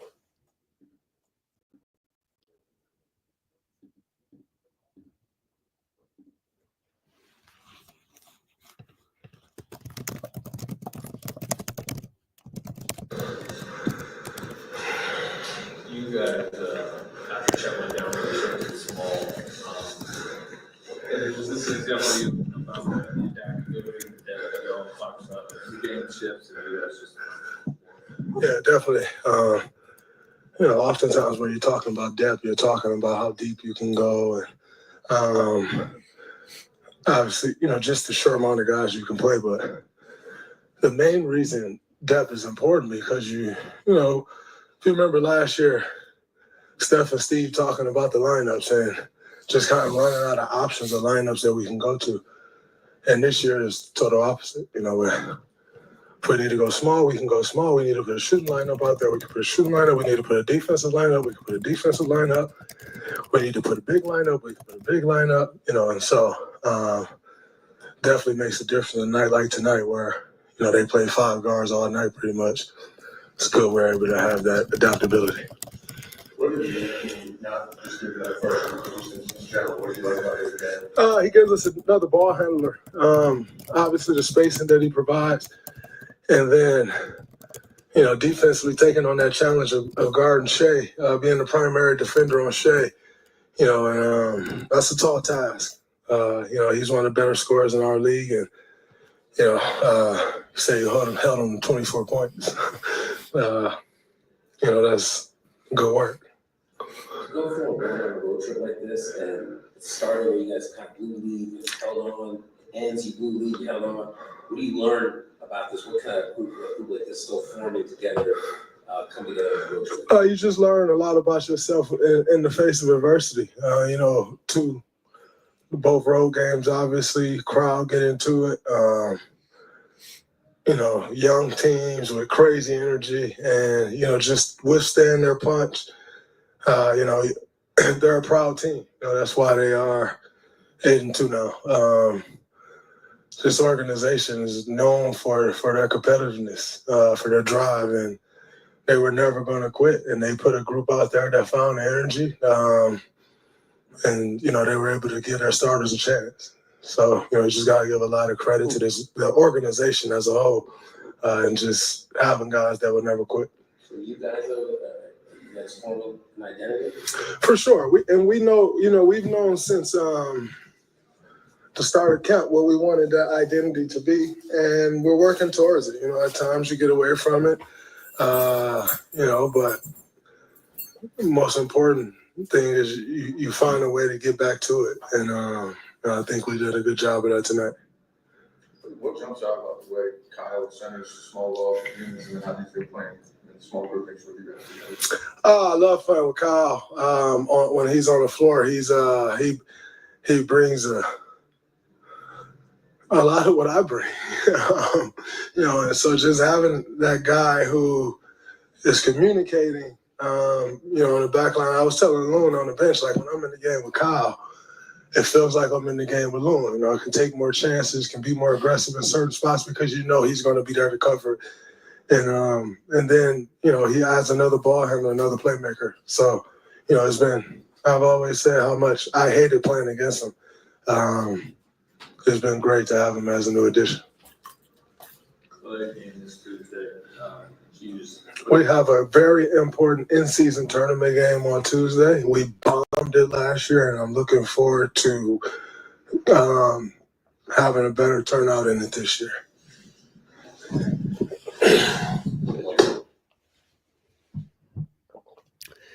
Draymond sidestepping the question about Klay from Anthony Slater.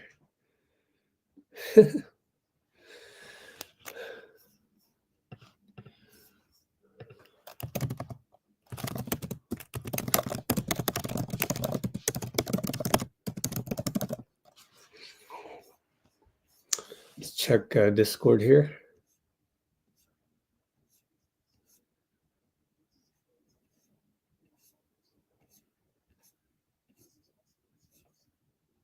Okay. Unsportsmanlike flail. That's horrible. Man, they are writing articles on any little thing, aren't they? I wish I had some staff to just write a whole bunch of stuff. Got a lot of money, cable companies.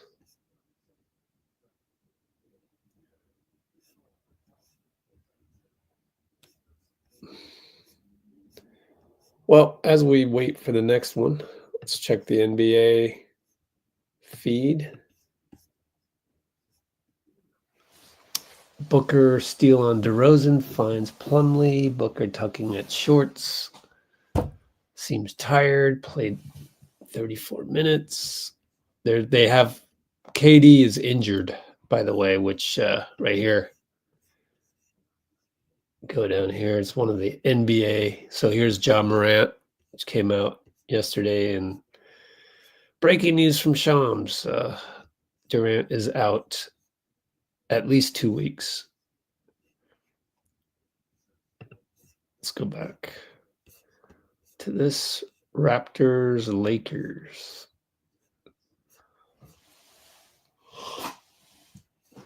FBI is coordinating with the Department of Justice. Wow. Kyrie's going off, I guess. Good. I'm glad Kyrie's going off. Get it out your system. I just hope Klay doesn't go off on us. But anyways. 3. That's a good stat. I'm curious to read the San Francisco 49ers thing, but I'm going to disagree with Tim Kawakami for today. Deebo Samuel yelling at Jake Moody for missing his 3rd field goal. That's a Wednesday. You know, that's nothing.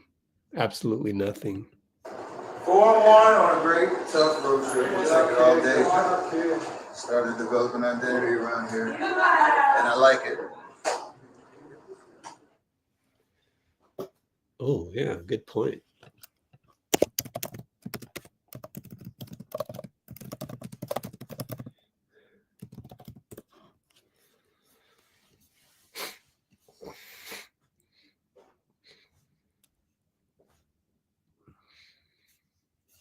Okay.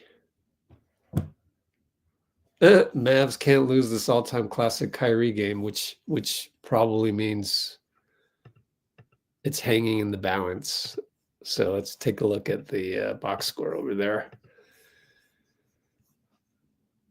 Ticketmaster.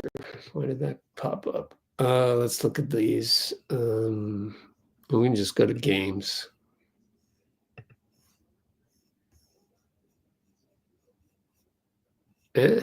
Never mind. I cannot figure out this website.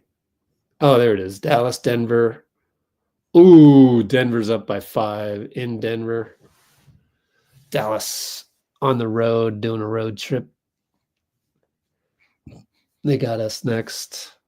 Phoenix and Sac, pretty close. Memphis is bombing Portland. Toronto and the Lakers just got started over at Staples. Houston beat Detroit by 2. Milwaukee lost again to Boston, though. Indiana beat New York at home. Orlando blew away Washington. And Miami beat Minnesota by 1, under 100 points. OT, Charlotte loses to Philly. Cool, man. Let's check the standings. So we got injury report. What is this? What's this tab? Oh, we don't need this because Cholo gave us everything we needed. What's this? Oh, just us. So Cholo's saving me tabs as well. NBA strength of schedule. Oh. Yeah, where are we on strength of schedule? Yay, we finally get a good non-strengthy schedule. I don't need 2 of the same tabs. So that means I can go here and add a standings. Let's go ESPN. I like their standings better. I don't know why. There we go. Blow this up a little bit so you can see it.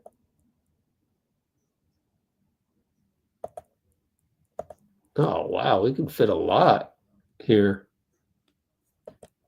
Yeah, I like it. Eastern Conference and Western Conference. There we go. Back on top, man. All right, so we're rooting for Dallas. Are we really got to root for Dallas? They're 5-4.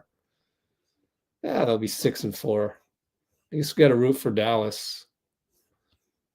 Dallas is at Phoenix. No, Denver. Oh, my bad. We got to root for Sac. My fault. Sac. Sac is at Phoenix. Where's Sac? 5-4. Let's go Kings.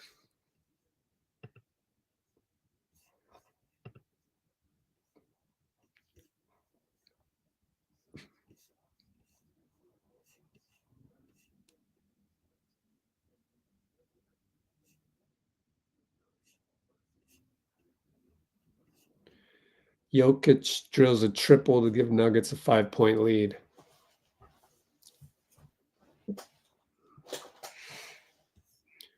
Oh yeah, Giannis.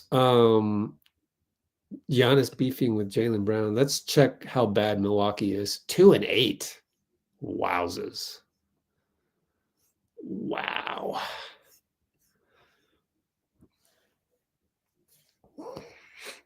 Yeah.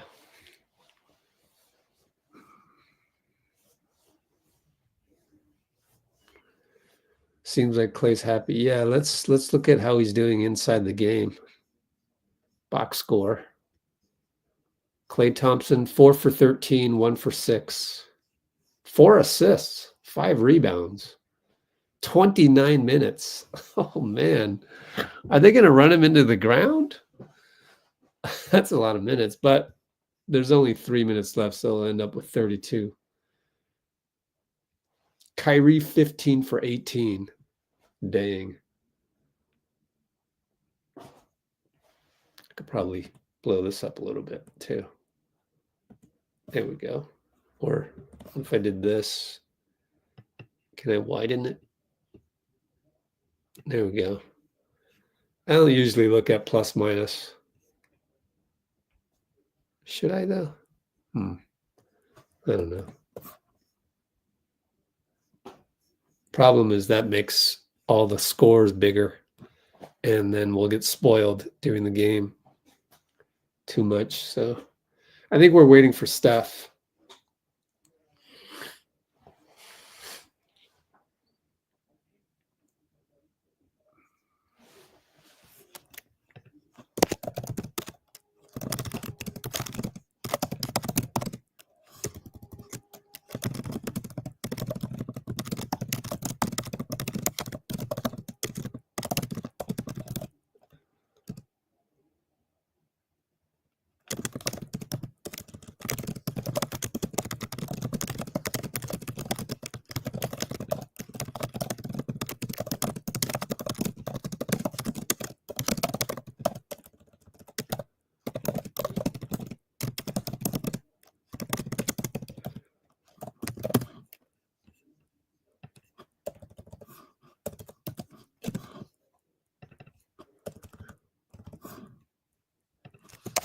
So the whole thing on the Klay, the whole thing about Klay and he's got bad vibes in the locker room and all that. I think that's a little overblown. I think that's in fact I know who it is on the radio saying those kinds of things. So frankly, I disagree. And if they don't have any evidence and I don't have any evidence, then which one are you going to pick? You could pick mine just as easily as the radio station. So I encourage you to pick. The other reason is that, I mean, look, this Klay Thompson is just like any other player in the NBA. Like, there's a certain unwritten rule, a certain code of ethics in professional sports where you are almost trained from the time you become a draft pick not to be a cancer in the locker room. So, I mean, guys are trained as soon as they reach college not to be a cancer in the locker room. So you're telling me all of a sudden Klay was a cancer in the locker room? Like, I don't believe it one bit. Like, nah, he wouldn't cross that line. Like he's literally going to come to practice in a bad mood every day. Like, I mean, it's just like they're blowing this totally out of proportion. And if I'm wrong, then show me evidence otherwise. Because just because Steve Kerr goes on the podium and says, "Oh, we're nobody's complaining about minutes, and we're really doing well. This is during training camp," doesn't mean that doesn't mathematically lead to the opposite happening last year. Like, you can't use that in a court of law to say, the judge is there. Okay, well, bring me evidence that Klay was a cancer in the locker room. Oh, yeah. Well, Steve said on the podium that this year's team isn't complaining about minutes. Therefore, you feel me on that? Like that is preposterous evidence in a courtroom. So as long and we probably won't even, you know what? I'm going to check with my Klay camp. I'm going to ask them direct. I'm going to say, I already know what they're going to tell me though. So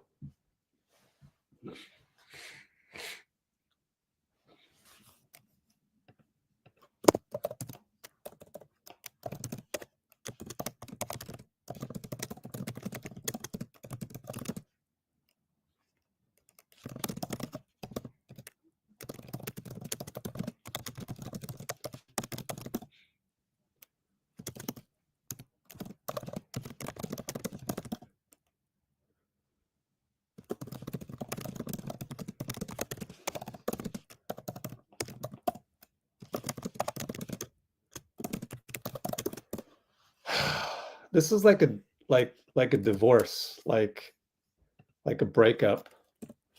It's just like any other breakup, whether it was completely, utterly list 1 through 100, everything was bad about the relationship, or just a couple things that hit nerves, you're making it feel like 1 through 100 list of everything was wrong. Like, oh, he was not happy at all. Like, what I'm asking you to do is stop with the at all. Stop with the absolute Sith Lord type things. You don't know.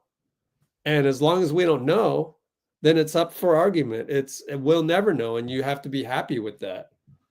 But painting Klay in this like negative light, like he was never happy, at all leads to never, right? So like, you got to stop with those words.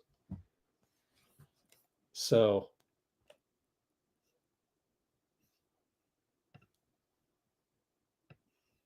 your assessment is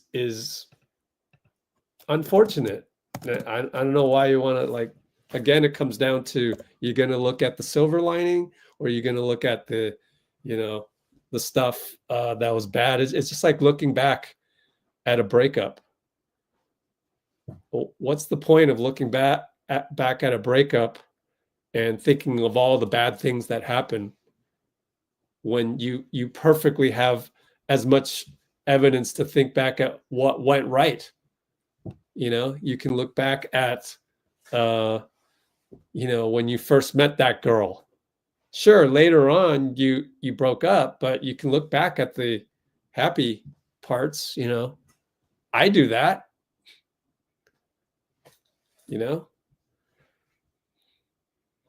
So I don't look at previous relationships and think about, oh wow, man, we just really didn't get along on an A, B, C, D, E, F, and G. Like, nuh-uh.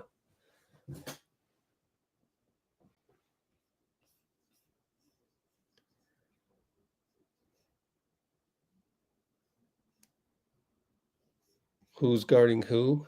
Yeah.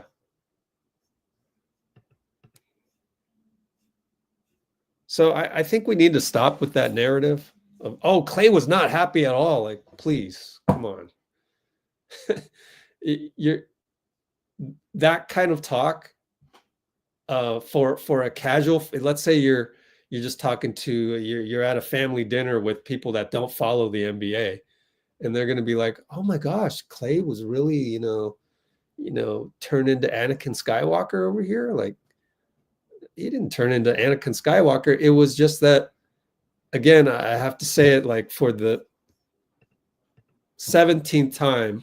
Actually, probably I've said this probably 4 or 5 times.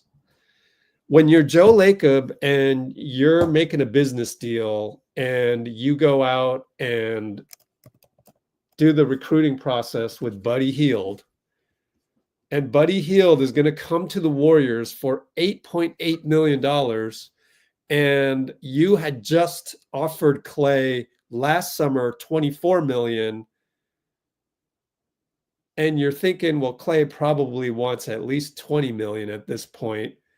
And then you shut off negotiations because you're sitting pretty with this guy, and you want to see how things develop. And it's hard to, honestly, it's like you've already made the decision that I don't know that I want to fit Klay at 20 million into this, because I'm about to get Buddy for 8.8, and him and Kyle are getting the same salary. And it's like, we had a meeting and everybody's in on this, and I'm feeling good about this. And I can envision us not really having Klay on this roster.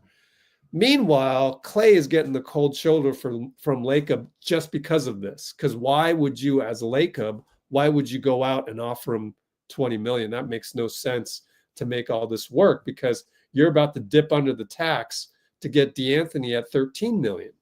Okay, so that's a trifecta that's pretty damn good in your opinion.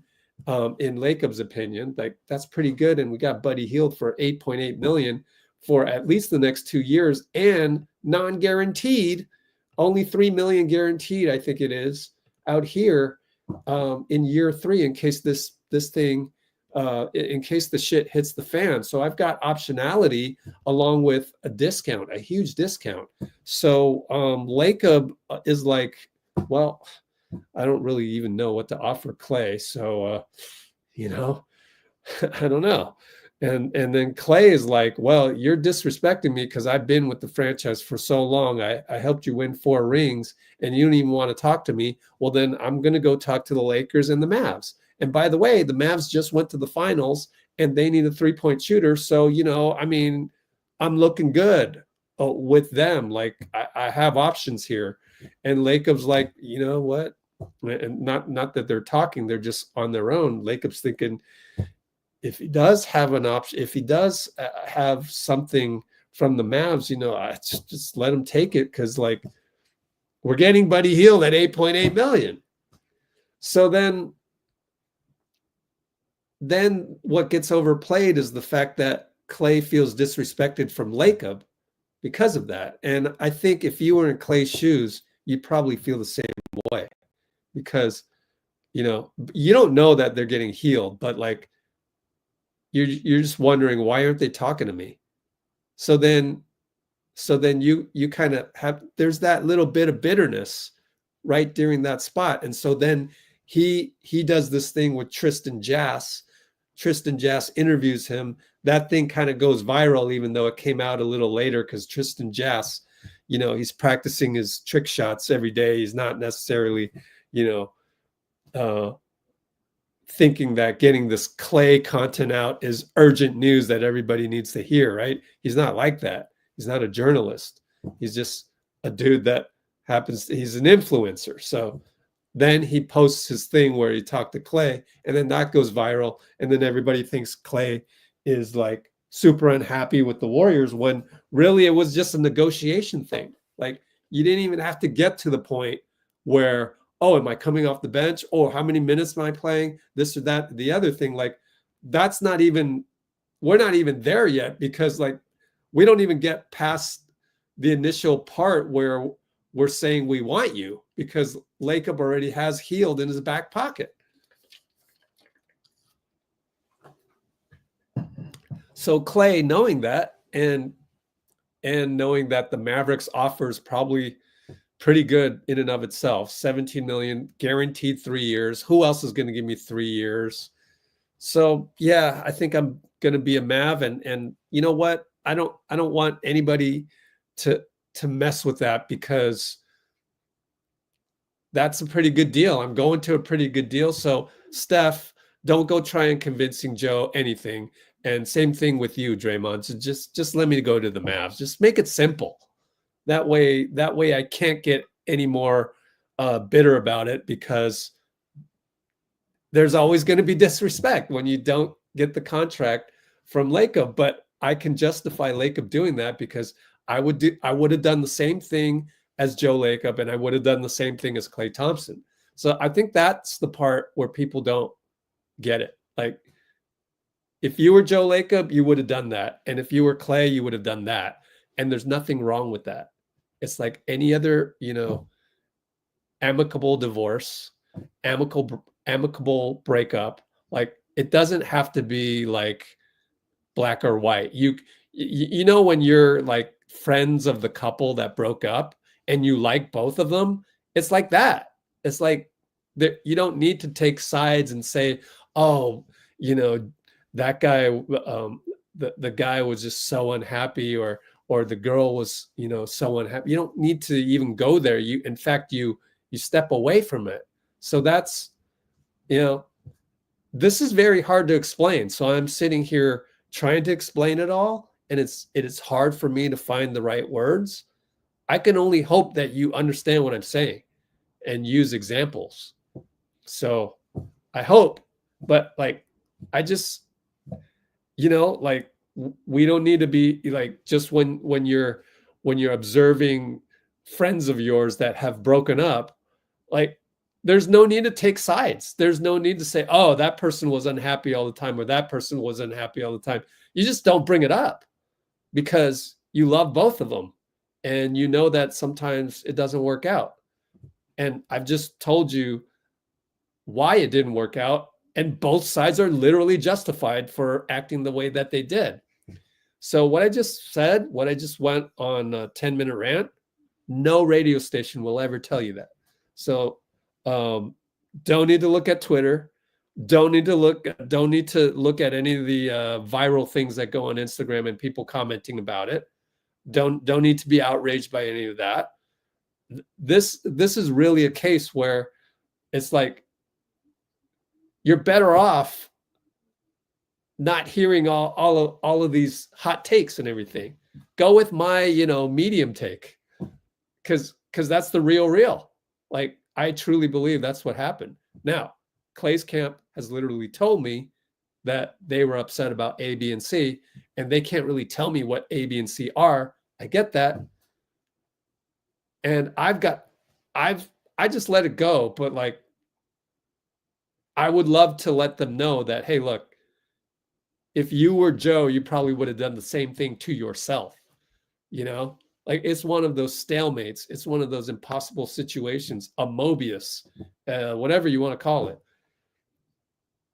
or a Borealis, or whatever. It wasn't going to work out. And yet it did work out, because we got Buddy Hield at a super discount. He's playing balls out. And Klay ended up with the finals runner-up team that really needs him, really needs what he brings. They don't care that he can't stay in front of anybody, because they've got Derek Lively, Daniel Gafford, and PJ Washington behind him.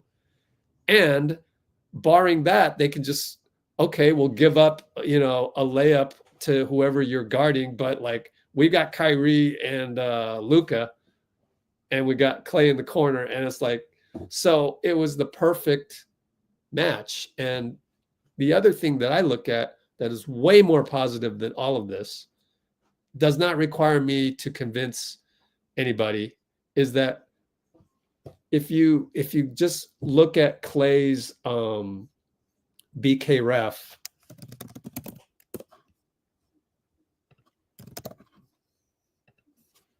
I've said this now this is probably 13 times. Look at this. Did not play injury for 2 freaking straight years. I mean, what has made Klay great? Why in 2019 did I actually think that he was better than Ray Allen? I mean, it's his competitiveness. It's his feeling of being disrespected on the court, which then can translate to everything about basketball. So Klay feeling disrespected by Joe Lacob, that's perfectly fine because that's what makes him the world's second best shooter of all time, is that sheer competitiveness, that, you know, Kobe Mamba mentality of shooting threes. And his camp telling me that he didn't get the ball in the right spots and all of that. You know what? That is exactly what the second best shooter of all time would say. Like, there's only one Steph. There's only one Steph who can like totally look at everything as the force for the trees. Everybody else, 99.9% of the NBA is going to be hyper competitive. And even though Klay is like 30 something, D'Anthony Melton at the podium, he can't stay in front of anybody anymore. It's like, I get it though. Like, I'm giving him the space to have that bitterness, to have that competitiveness. And this is a guy that once yelled at me for filming him in a rehab workout. You don't think I would want to get him back? I should be bitter right back because I'm just as competitive as him, except the last 2 years I've become a changed person where I've realized that I don't want to be competitive anymore. Like, having those having cortisol all the time is like, A, it's not healthy, and B, it actually doesn't feel good. So I wrote on the website that I was hoping that Klay would be more mature, but that was just pie in the sky because I can't expect Klay to all of a sudden have 10 years of wisdom added to his mind, right? So like, he's still Klay. He's still this Klay, the Klay that got deprived 2 years of playing basketball. He couldn't even go play pickup. 2 years. And so now to be with Dallas, that's the perfect landing spot. And all you can do is be happy for him that he found such a perfect landing spot. And it's almost eerily poetic that a team like the Mavs would need a guy in that perfect fit so that Klay would just like seamlessly add to what the Mavs needed. And in fact, all the fans, all their tweets, Mavs fan for life, you know, on Twitter is like, I can't believe we just got Klay Thompson. Exactly. He deserves this. He deserves to go to the Mavs. He literally deserves it. 17 million, 3 years. And the Mavs are at an urgency point where they would gladly commit 50 million to Klay over 3 years, when normally that's crazy thinking because this guy's going to be like 39 or 34 plus 3, 37 and a half by the time. That's why I kind of joke around and I say, well, we can get him on a buyout in that third year because he's going to be too slow. I don't know. I'm just guessing. Maybe not. And, you know, that's just a funny little prediction that I'm making, that he'll come back to the Warriors in year 3 of his contract from a buyout when Dallas changes their thing. Or maybe they'll just stay the same and they'll just have repeated, you know, Western Conference finals or finals runs, and Klay will just be a happy Mav and the Mavs will be happy to have him. That's fine too. But what I'm saying is he deserves this actually. I know it's a lot of money, but it's not about the money. And he did deserve to get paid what he got paid because of the 4 championships. So, you know, I think sometimes we got to just reject any negative energy on Klay. Just reject it, because I've presented you with so many like factual things and so many like, positive things that you could consider, that you don't need to look at Klay at all in a negative light, like zero. There's justification for that, and I've presented you that justification. So with that, we go to DeAnthony Melton, and let's see what he has to say. He's kind of dressed up like a postal worker, but maybe that's the fashion of the day.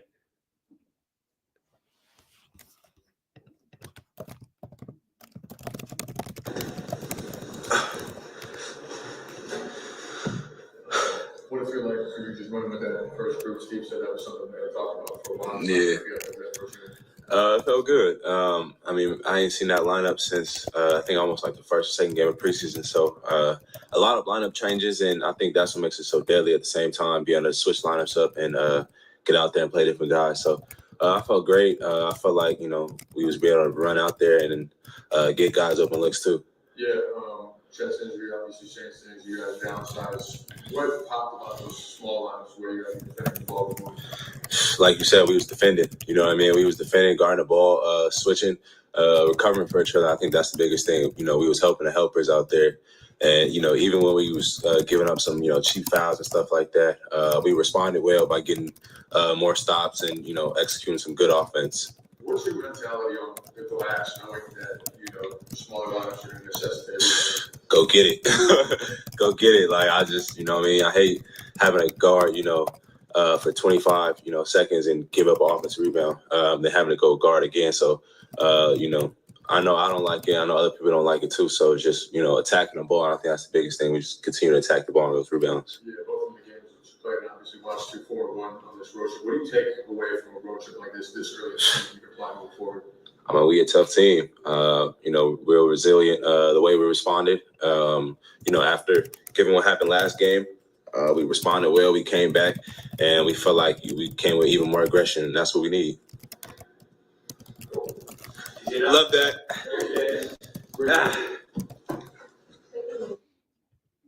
Okay, that was quick. Anybody else? Maybe Steph? Conference has ended. Oh, well. No, you're not putting Steph on Luka, man. That doesn't make the game plan for the Mavs that difficult. You want to make them do something other than just simply posting up Luka. That's just like pickup ball. Oh, Steph's on Luka? Yo, clear out, post up. Like, yeah, that's also physically demanding on Steph. So hard pass on that one. Heck no. It's not.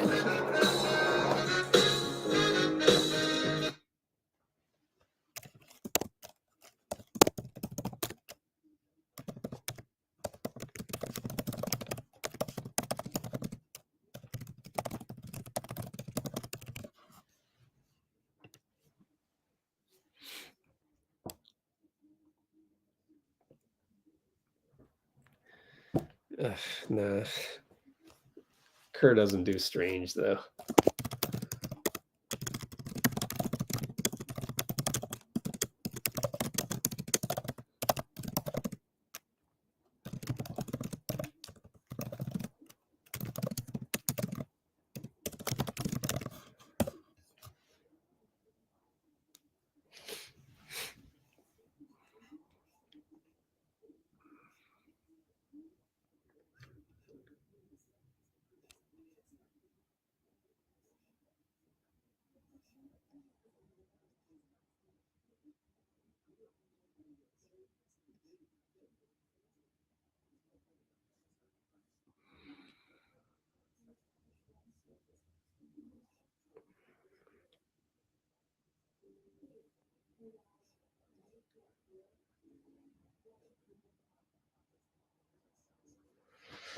Well, we're probably starting Melton, so we know that. So who do you put Steph on? But they don't have PJ Washington, so maybe they went small today. Let's check. Or yesterday. Actually, we just go look at the box score. So right now, conference post-game conferences have ended. Checking to see what the Mavs matchups might be. And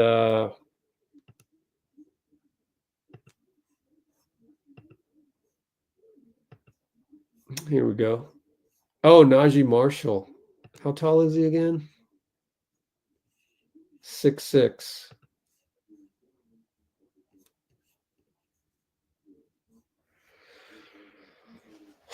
Let's see. Klay.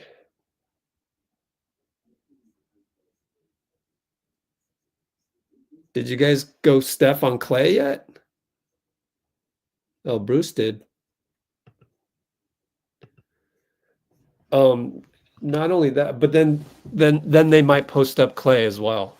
So yeah, I don't know. There's no way Draymond would guard Klay because you need Draymond to guard one of the bigs, Najee or Daniel Gafford. So Trayce on Gafford, Draymond on Marshall. What's his 3-point percentage? Because then Draymond might be able to roam a little bit, but let's check his 3-point percentage. 22% so far, 38 last year, which is pretty good. But then overall, kind of shaky. I think Draymond on Najee Marshall, let him shoot threes, but if Najee gets hot, then you have to adjust. I think Steph can do pretty good on Kyrie, though. I think Steph on Klay, then you run the risk of clearing out. Let's just post up Klay on Steph all day again. And that's, again, physically demanding on Steph to guard somebody in the post over and over. So I wouldn't put Steph on Klay. And Klay is actually, he's a very 6'7" Klay. I mean, he's a lot to handle. He's very thick boned, like he's hard to move. So I would not put Steph on Klay either. So unfortunately, I'm stuck with Steph on Kyrie. If anything, there's less physicality involved in that. Steph on Klay Steph can, it's kind of like Draymond on Jokic, right? You can do this in the fourth quarter, last 7 minutes, but for the whole damn game and starting the game, heck no, right? So like, I wouldn't, I would put Steph on Kyrie, if only for the analogy of Dray versus Jokic, only for the last few minutes. So like, you might see Steph guard Klay if it comes down to, late matchups, and, depends on the game, how the game goes. You'd probably want a Wiggins on Kyrie. And I actually like Kuminga on Luka. So I might go with Kuminga over Melton. I don't know, later, or Kuminga over Trayce later on. And we're fortunate they don't have Lively and they don't have Gafford. So that could change, though. That could change. They do that, then I would say Steph on Kyrie pretty much for sure.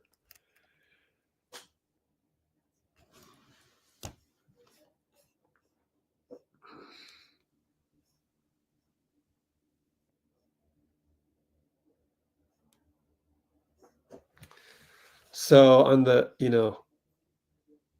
things could have been handled better on both sides. That's where I hope I was able to show you that, in my opinion, which is just as valid as any other, and uses the analogy of breakups with my exes. Things could not have been handled any better. And sometimes it is what it is. You know, the movie Rashomon, it shows the perspective of what happened from various different points of view. And none of the views are any valid than the other. So I think sometimes things just happen. So I don't think you need to go, oh, it could have been handled better. What if it couldn't? And I truly don't think it could have been handled any better. And that's why Klay is on the best landing spot you could have ever dreamed of, which is the Mavs. And that's why we have Buddy Hield.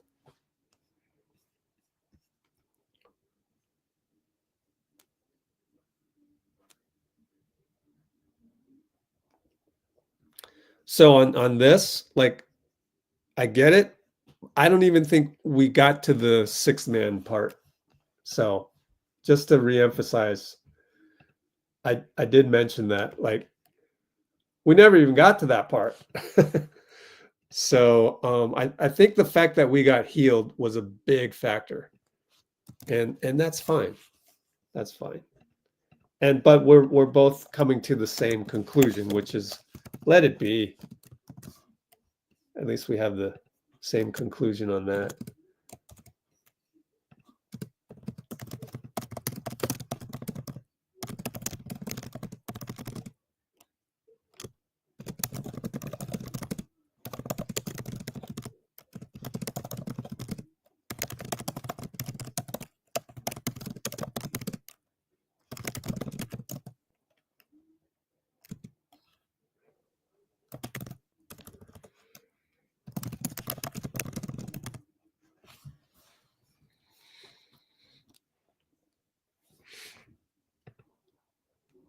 I mean, all intents and purposes, if you think about it, it's like, well, if Klay was still a Warrior, how in the world would he not come off the bench? Yeah, I get that, but like the ebbs and flows of that quote unquote negotiation, which wasn't even a negotiation because it never got that far, is makes any talk of like six man or role kind of irrelevant, because it's like, anyways.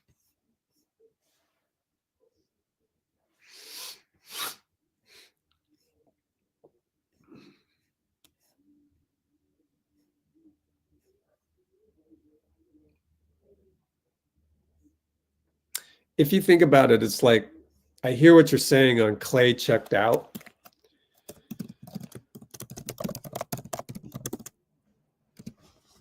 But it's like the universe set it up for this way. So Klay checked out is perfectly fine. Like, sometimes when shit happens, it's good shit that happened. Like, you look back and it was like, I'm so glad that happened, because then this other thing happened. So Klay checking out is perfectly okay. That's the part I hope you guys agree with. Like, oh, Klay checked out. That is not a negative thing. Everywhere else is going to say that's a negative thing. Radio, Twitter, Instagram, people on the street, probably, because they're not getting all of this context. And again, you know what's funny? The context comes right back to the freaking salary cap. So if you understand salary cap and you understand like team dynamics and things like that, like, you're not just a numbers guy. Like, you know the numbers and you understand how it relates to team roster building, then all of the rest makes sense. So again, I have to say, like, the more salary cap tables you go look at, and there's only 30 of them, you only need to go look at. That's why I've come to the conclusion on some of the things about Kuminga, because then I put that together with the workout video down here, off days, JK off days, and you combine these things. So like I'm a combiner. I combine this information with that information, and together that, and one key piece is always the salary cap table. So then I look at this, I look at that workout video, and it's tons of workout videos. It's not just one. It's throughout the entire summer. And then I watch the game and I see him doing the same moves, the Kobe fadeaways, just rise up tonight. He had one rise up. They can't block that. You want to shoot that jumper, you got that jumper, because nobody's blocking that. All you got to do is make it. And he did it. He made it just like Kawhi would have, or Kobe. And that is something that I look at other salary cap tables, and I look at Orlando and I see, oh, there's like so far under the cap. No wonder they were able to just pay Franz Wagner starting next year $39 million. But then I look at that workout video, I go, Franz Wagner can't do that. Jalen Green can't even do that, although Jalen negotiated a special short-term contract. So we'll see where that goes. Hard to gauge, hard to compare. But like if we're doing it non-Jalen Green option style, player option short contract style, where you can make more out here, if we're going straight up, just do the normal extension, you got to compare it with Franz Wagner from a comparable standpoint. And that's what they do in real estate, and that's what they do in Series A venture capital financing. It's no different. Whatever another GM offers is going to set the market. So somebody offered Franz, like Orlando has already set his market value at 39. So now you've got to compare yourself to Franz. And there's some things that you can compare of JK with Franz, and some things you can't. But some of the things JK can do, Franz definitely can't. So that tells me JK is definitely somewhere around 39 million. Maybe it's a little less, maybe it's a little more. I'm gonna say optimistically, what JK can do in a playoff series to relieve the pressure from Steph, it's gonna end up being worth more than 39 million, I think. And I'm okay with that. That's not preposterous, it's not outrageous and all of that. So then that's where the salary cap tables come into play again. So if you kind of want to get all of these like extra context, go look at 30 salary cap tables, and that's where it helps me to understand that, geez, Buddy Hield, what he does is like, that's a discount. D'Anthony Melton, what he did tonight, he's draining threes like he was. That's very Kentavious Caldwell-Pope like.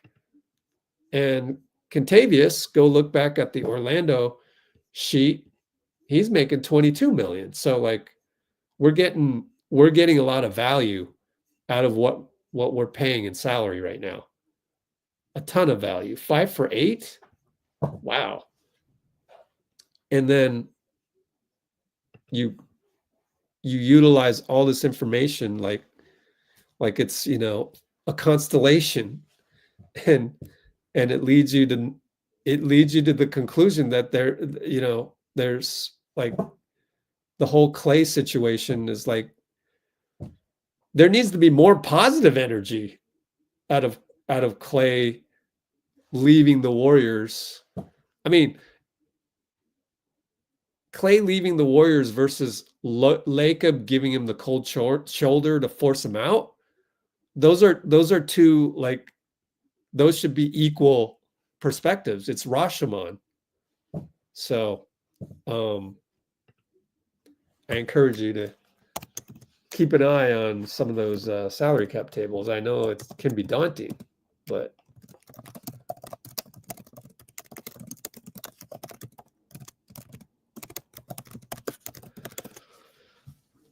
Okay. Yep. I never said they weren't, but at some point you got to do the comparable.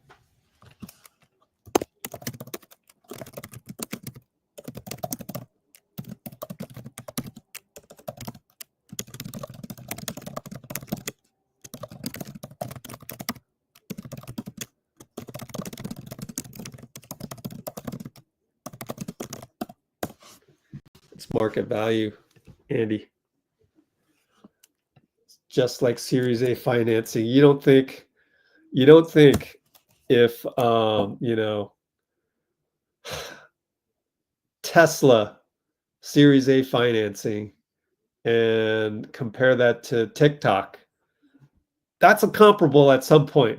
They may be completely different companies, but whatever they got in that first round from venture capitalists, at some point, somebody at TikTok made a comparison. Somebody at Tesla made a comparison. Thanks for this piece of D. So they may be different, but at the same time, they are comparable just because it's business and it's a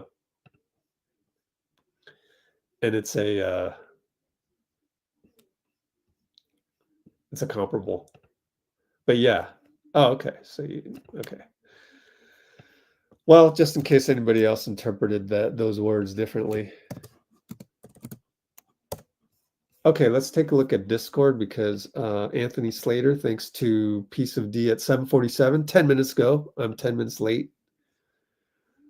We've crossed 4 hours though. So I'm going to have to go pretty soon because I got to put a limit to that. MPJ, game-winning floater. So Denver beat Dallas. Coach's decision. Oh, Roth. Let's go to Warriors feed because then there's less clutter. And we'll just go straight to Slater. There we go. Sam Gordon has a little Steph. I think just good momentum and not trying to ride the emotional roller coaster of people declaring who we are as a team too early. It doesn't really matter. It's just win games and build that identity as you go. I think Houston, DC, those are games you probably say we should win. In Boston, Cleveland, OKC,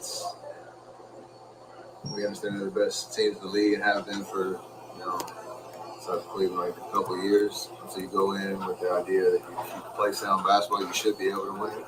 You're doing 2-1 in that stretch, and it's great. So I don't think it matters how the games were falling. If you said 4-1 on the road trip, when you get on the plane leaving San Francisco, you'll take that in a hot second and get back home. So excited about continuing to build momentum. Remember last year how we had a good start and then the wheels fell off a little bit. So we're going to keep pushing in the right direction. We're doing that. Cool. Let's go up to Slater. The Niners won. They pulled it out. I'm so happy. Oh, wow. Okay. Slater got him to say something. What kind of cap is that? Appraisal management. What do you think Tuesday is going to be like? I don't know. Said Two-Face. We've had homecomings before, but nothing like this with the level of impact and the brand of Klay in the Bay Area. It is something that I don't know if any word or way I explain it will do it justice. We obviously have a game to play, so you want to make sure you're locked in mentally on that, but he deserves the celebration and the welcome that he's going to get. And then, like I talked about before, it would be a great opportunity to reflect on all the memories that we had. I don't want to be too crazy where it's not a memorial or like a bitch is like, we're still talking about basketball and life, but we want to enjoy the moment of getting the celebration that he deserves. And however it plays out, I just hope he feels the love because he deserves it. Has it been weird for you to see him not, in a Maverick shirt? Yeah, I mean, that's kind of like every teammate that you have a history with, for sure. Klay is just, I mean, the tenure I played with for 13 years, so it definitely is different. And it's weird seeing 31. I hate that. Steph. Yep. Speaking of which, so Tuesday, gosh, let's do a poll. Do you think you might shed a tear during the Klay tribute, during the Klay pregame tribute?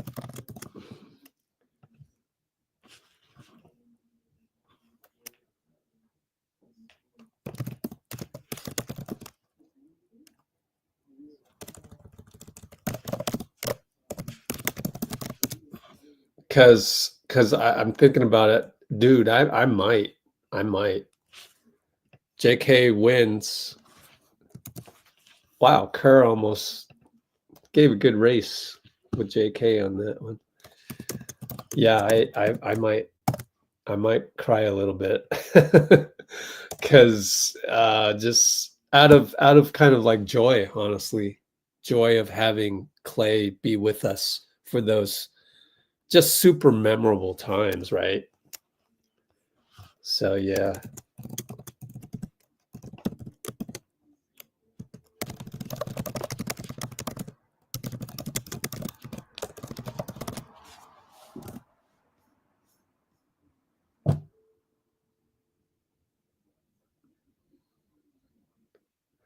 And you might shed a tear if you don't shed a tear during the tribute. You might shed a tear when the crowd just, oh man, the crowd's gonna give him a standing ovation. Do you cheer when Klay scores? We gotta go die hard competitor and say no. But if he hits a game winner on us, I'll get over it. I'll get over it more quickly than usual. Good comment there.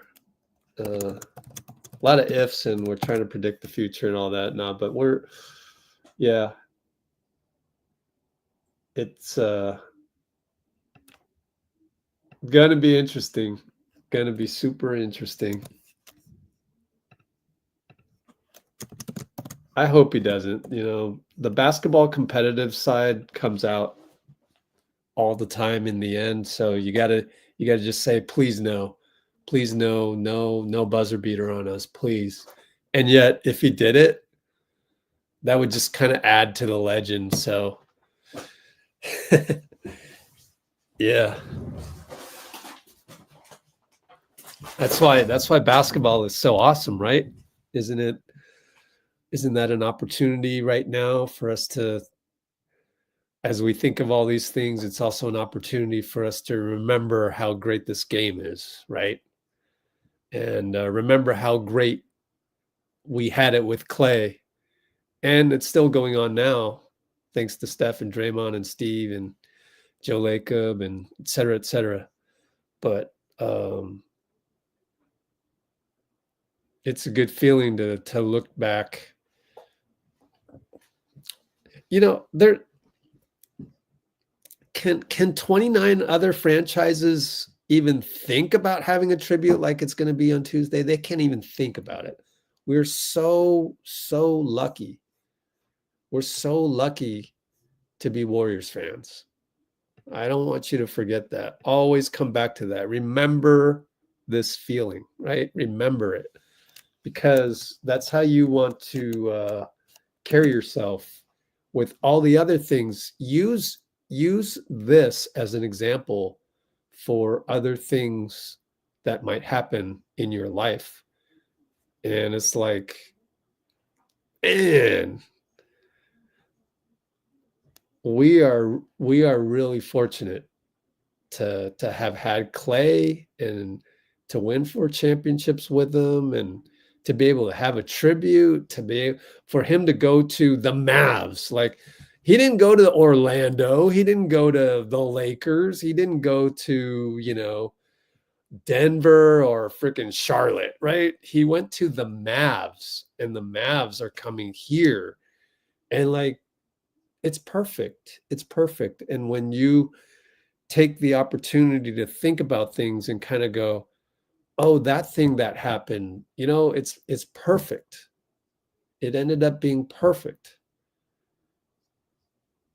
Then you can live your life like, oh wow, life is actually pretty darn amazing and beautiful, and how things end up. And that reminds you to have that gratitude, which is always in our title of every live stream. So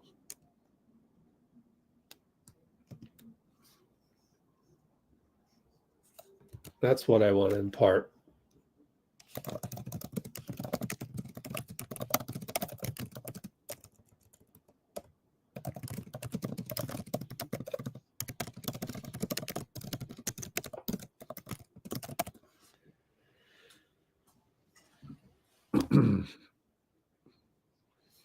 Man, 3-point contest. Woo-wee.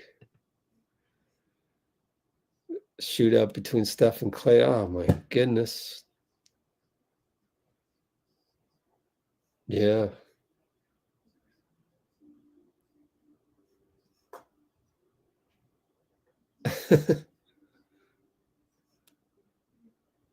So anyways, yeah, tough and weird one coming to you on Tuesday, which is when we will go live again.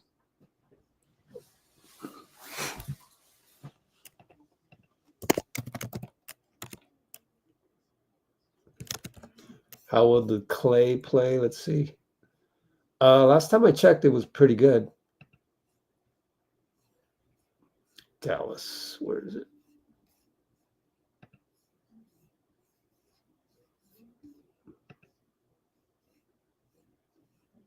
Hey, what happened to it?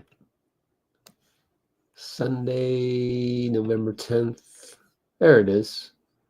Lost by 2 points. How's Denver doing in the standings? Oh, they're 6-3. Okay. Won 4 straight. No, is that 5 straight? Refresh. 7-3. Won 5 straight. Klay 4 for 13, 10 points. Yeah, Dean's on top of it. All right. So next live, Tuesday, November 12th. I think tip-off's at 7. Let me double check that. Yep. So 6:45 for 7 p.m. tip-off of Klay game. Dal GSW.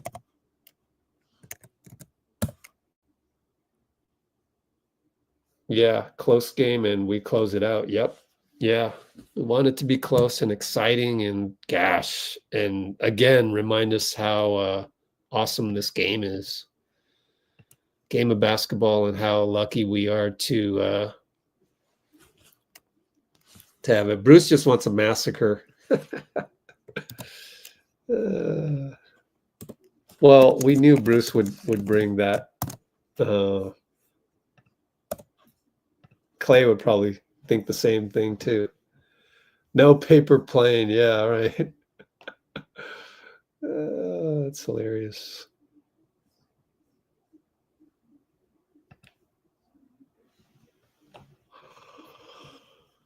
Oh, excuse me. Let's catch up on this, and then we'll say goodbye. Oh, perfect. That's a perfect screenshot right there with Bruce. Okay, time to do the stuff. Here we go. Video file, search, Brate. That's easy to remember. Here we go.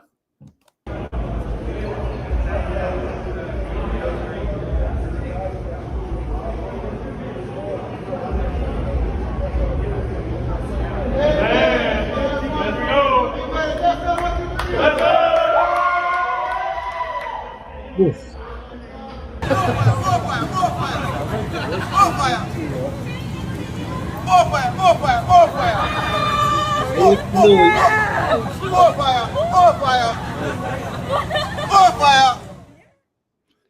And Brate, see you Tuesday. Appreciate y'all. Bye-bye.